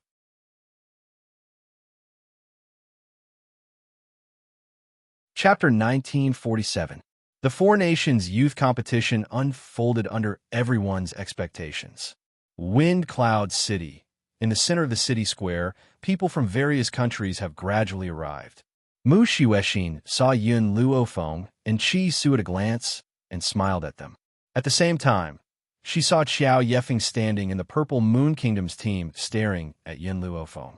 Her eyes flashed with surprise and schadenfreude. And finally, there was jealousy. She was surprised because Mu Xuexin's fiancé was actually standing with another woman. Schadenfreude, because there will be a good show to watch later. As for jealousy, it was because the white-clothed woman was too devastatingly beautiful. She was as beautiful as a person from a painting. This made Qiao Yefeng, who had always been proud of her appearance, so jealous that her eyes turned red. She really wanted to tear that face apart. However, when he thought about the show he was about to see, the corners of his lips curled up slightly. Isn't that the fiancé of the princess of Flowing Wind Country? What? You abandoned Mu Xuexin so quickly and found a new lover? TSK. Sure enough, men are not good things. Qiao Yefeng did not care about the gazes around her. Her lips curved into a sneer. But just a little guard. First for the power of the royal family. You hooked up with a silly woman like Mu Xuexin, and now you're standing with another woman in front of everyone. I guess only a brainless woman like Mu Xuexin would choose a fiancé like you. That's right. Qiao Yefeng deliberately said such words in front of everyone. The purpose is to let people understand how bad Mu Xuexin's vision is. It will make Flowing Wind Country lose face. Not to mention, she wanted to see the scene of these two women fighting. Unfortunately, she is doomed to not be able to see such a scene. Mu Xuexin slowly walked towards Yun Luofeng. Her pretty face raised a smile, as if she did not hear Qiao Yefeng's provocation. Miss Yin, I wanted to visit you 2 days ago, but because of some sudden situation, I couldn't go see you. I hope Miss Yin won't take it to heart. Qiao Yefeng's face turned black on the spot. With her understanding of Mu Xuexin, if others peep at her man, this woman will definitely be angry. But why is she so friendly to the woman beside Qi Su? At the thought of this, Qiao Yefeng gritted her teeth. Her face was filled with anger and unwillingness, and her eyes were filled with viciousness. Yin Luofeng used his chin to point at Qiao Yefeng. You know each other? She's just a crazy woman. Mu'er, and I wouldn't know such a person. Qi Su was expressionless, and his tone was cold. Qiao Yefeng was so angry that she almost flipped out on the spot. Qi Su, who do you think you are? You're just a guard. In front of this princess, you have no right to speak. Qiao Yefeng's entire body was trembling. Her face was ashen as she glared at Qi Su.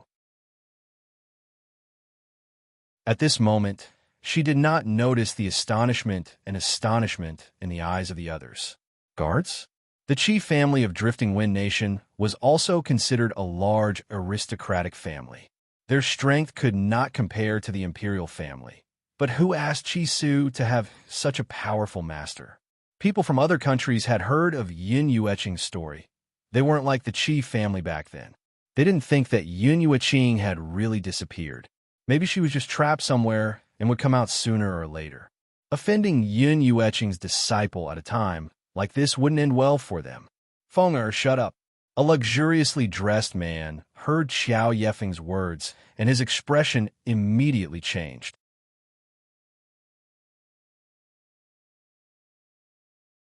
Chapter 1948. Imperial Brother. Did I say something wrong? Qiao Yefeng clenched her fists tightly. I know you purposely created the four-nation youth competition, but I can't stand it anymore. To think that there are such stupid women and shameless men in this world. Fortunately, I am smart enough to not be deceived by such a man like Mu Xuexin. I told you to shut up. Did you hear me? The luxurious man raised his hand and slapped Xiao Yefeng. Honestly speaking, he had wanted to hit this woman for a long time. He thought that she was the smartest person in the world, but in reality, no one was stupider than her. Back in the palace, his father hated conflicts between the princes and princesses the most. Hence, no matter how much he wanted to beat this woman up, he endured it. Now, they were in Wind Cloud City. How could he let go of this opportunity? Even if this woman went back to complain, he had reason to do so. Xiao Zixuan. Xiao Yefeng was stunned by this slap. She only recovered her wits after a long time. She held her swollen cheek and looked at the man in front of her in disbelief. You actually dare to hit me? This time, perhaps due to her anger, Xiao Yefeng did not even address him as imperial brother. Instead, she directly called him by his name. I hit you to teach you a lesson. You do not even know the other party's identity, yet you dare to speak so arrogantly. Xiao Zixuan snorted coldly. Qi Su is the young master of the Qi clan. The Qi clan is the #1 noble clan in the Drifting Wind Nation. Yet, you claim that he is a guard? Xiao Yefeng was somewhat stunned. Why would someone from the #1 noble clan participate in the Four-Nation Youth Competition? Wasn't the Four-Nation Youth Competition supposed to be a competition between the princes and princesses of the various nations? Even the people they brought were only guards and palace maids. The most important thing was that the successor of the #1 noble clan in the Drifting Wind Nation was with someone from the Tianqi Nation. Imperial brother, isn't it just the #1 noble clan? Is there a need to beat me up because of someone from the #1 noble clan? Although she knew that she had made a mistake, Xiao Yefeng would not apologize. She held back her anger in her heart and said angrily, so what if it was the #1 noble clan? Could it be stronger than the royal clan? Furthermore, she was not wrong. Qi Su wanted to marry Mu Xuexin for the sake of the royal clan. Otherwise, with Mu Xuexin's status, she would have to marry into another royal family. Xiao Zixuan was too lazy to say anything more to her and coldly threw a sentence. If you want to stay here, you must listen to me, otherwise I will send you back to the Purple Moon Kingdom. Upon hearing that Xiao Zixuan wanted to send her back, Xiao Yefeng was so frightened that she shut her mouth and did not dare to say another word. When Mu Xuexin heard Xiao Yefeng slandering Qi Su, she was so angry that she wanted to argue with her, but she was stopped by Yin Luofeng. A person who can't eat grapes says that the grapes are sour. Do you really want to argue with her whether the grapes are sour or not? Not to mention Mu Xuexin. Even the onlookers were stunned. Only after a long while did they react and burst into laughter. What nonsense are you spouting? Xiao Yefeng didn't care about the palace maid's tugging and fiercely shook off her hand. She glared angrily at Yin Luofeng. What did I say? The grapes were sour. And you said I can't eat grapes? What a joke. I am the princess of the Purple Moon Kingdom. How can I not eat grapes? The palace maids and guards of the Purple Moon Kingdom were so ashamed that they wanted to dig a hole in the ground. Xiao Zixuan was so angry that his complexion turned ashen. Only Xiao Yefeng did not know why the laughter became even louder after she said those words.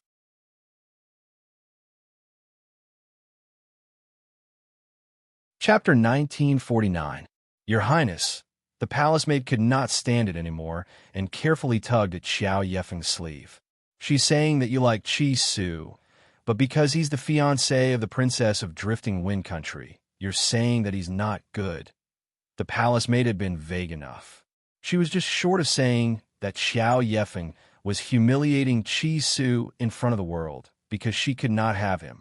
That was the truth, was it not? Xiao Yefeng finally reacted. Her beautiful face was flushed red as she bit her lip and clenched her fists. Mu Xuexin laughed mockingly. You'd better go back and learn more. Otherwise, you'll say that the grapes are sour because you can't have them. Xiao Yefeng's face was full of resentment and humiliation after being humiliated in front of so many people. The way she looked at Yin Luofeng also changed from jealousy to hatred. She could not touch Mu Xuexin, but she could not touch her. Amidst the laughter of the crowd, the royal family of Jinyang country finally arrived. However, No one dared to say a word about the Jinyang country's tardiness. They all stood calmly on the spot, and even stopped laughing. My apologies, I'm late. The emperor of Jinyang country, Cheng Fiang, strode over, flicked his sleeves, and sat down on the throne. Standing beside him was a young and beautiful woman. This woman had a head full of black hair that flowed like a waterfall, thick and beautiful. Her face was very elegant. If one had to describe it, it would be like a hibiscus out of clear water, a natural carving. She did not need any makeup to bring out her elegant and refined beauty. She was dressed in a purple scholarly dress, elegant and dignified. A light yellow sash was tied around her waist, making her look very elegant and fresh. Chisu looked at the woman standing beside Cheng Feiyang and lowered his head. She's the #1 genius of Jinyang country, the Golden Sun Princess. She's also Cheng Feiyang's most beloved daughter. Her status in Jinyang country is second only to the emperor and higher than the empress. Yin Luofeng's gaze also fell on the Golden Sun Princess. The Golden Sun Princess seemed to have noticed Yin Luofeng's inquisitive gaze and looked over. When Princess Jinyang, who was a woman, saw a stunning face in the crowd, she could not help but be stunned. She had always thought that her appearance was unparalleled, but she had never expected that there would be someone so stunning in the vast thousand worlds. Actually, if it was just based on appearance, she didn't think she was bad. However, that woman had a temperament that no one else could compare to. He was like a king, ruling over the world. Below the stage, everyone was looking at Cheng Feiyang and Princess Golden Sunday. Even the arrogant Xiao Yefeng did not feel jealous of Princess Golden Sun at this moment. Ladies and gentlemen, this year's competition will be held by our Jinyang country. Whoever wins will unify the 4 countries and become the true overlord of the 4 countries. Cheng Feiyang smiled faintly, his eyes shining brightly. Although the Jinyang country was the strongest out of the 4 countries, the other countries still agreed to participate in the tournament. This was because the current situation of the Wind Cloud continent did indeed require the emergence of a person to lead the entire situation. Of course, more people hoped that the person who could lead the entire situation was themselves. Next, the leaders of each country will report the number of people in each team. In fact, other than the Tianqi country, which had 2 teams, the people from the other countries were all in 1 team.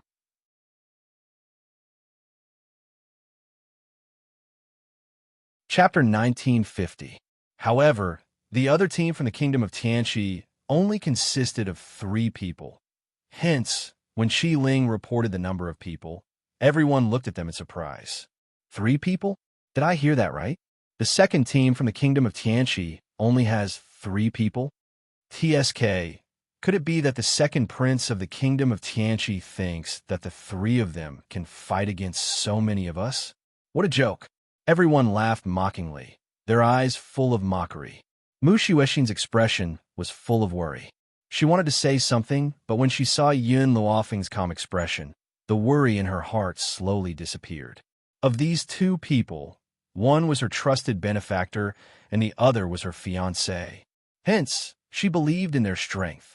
At this time, the third prince, Qiyu, stood up and said arrogantly, "You don't know how arrogant my second brother is."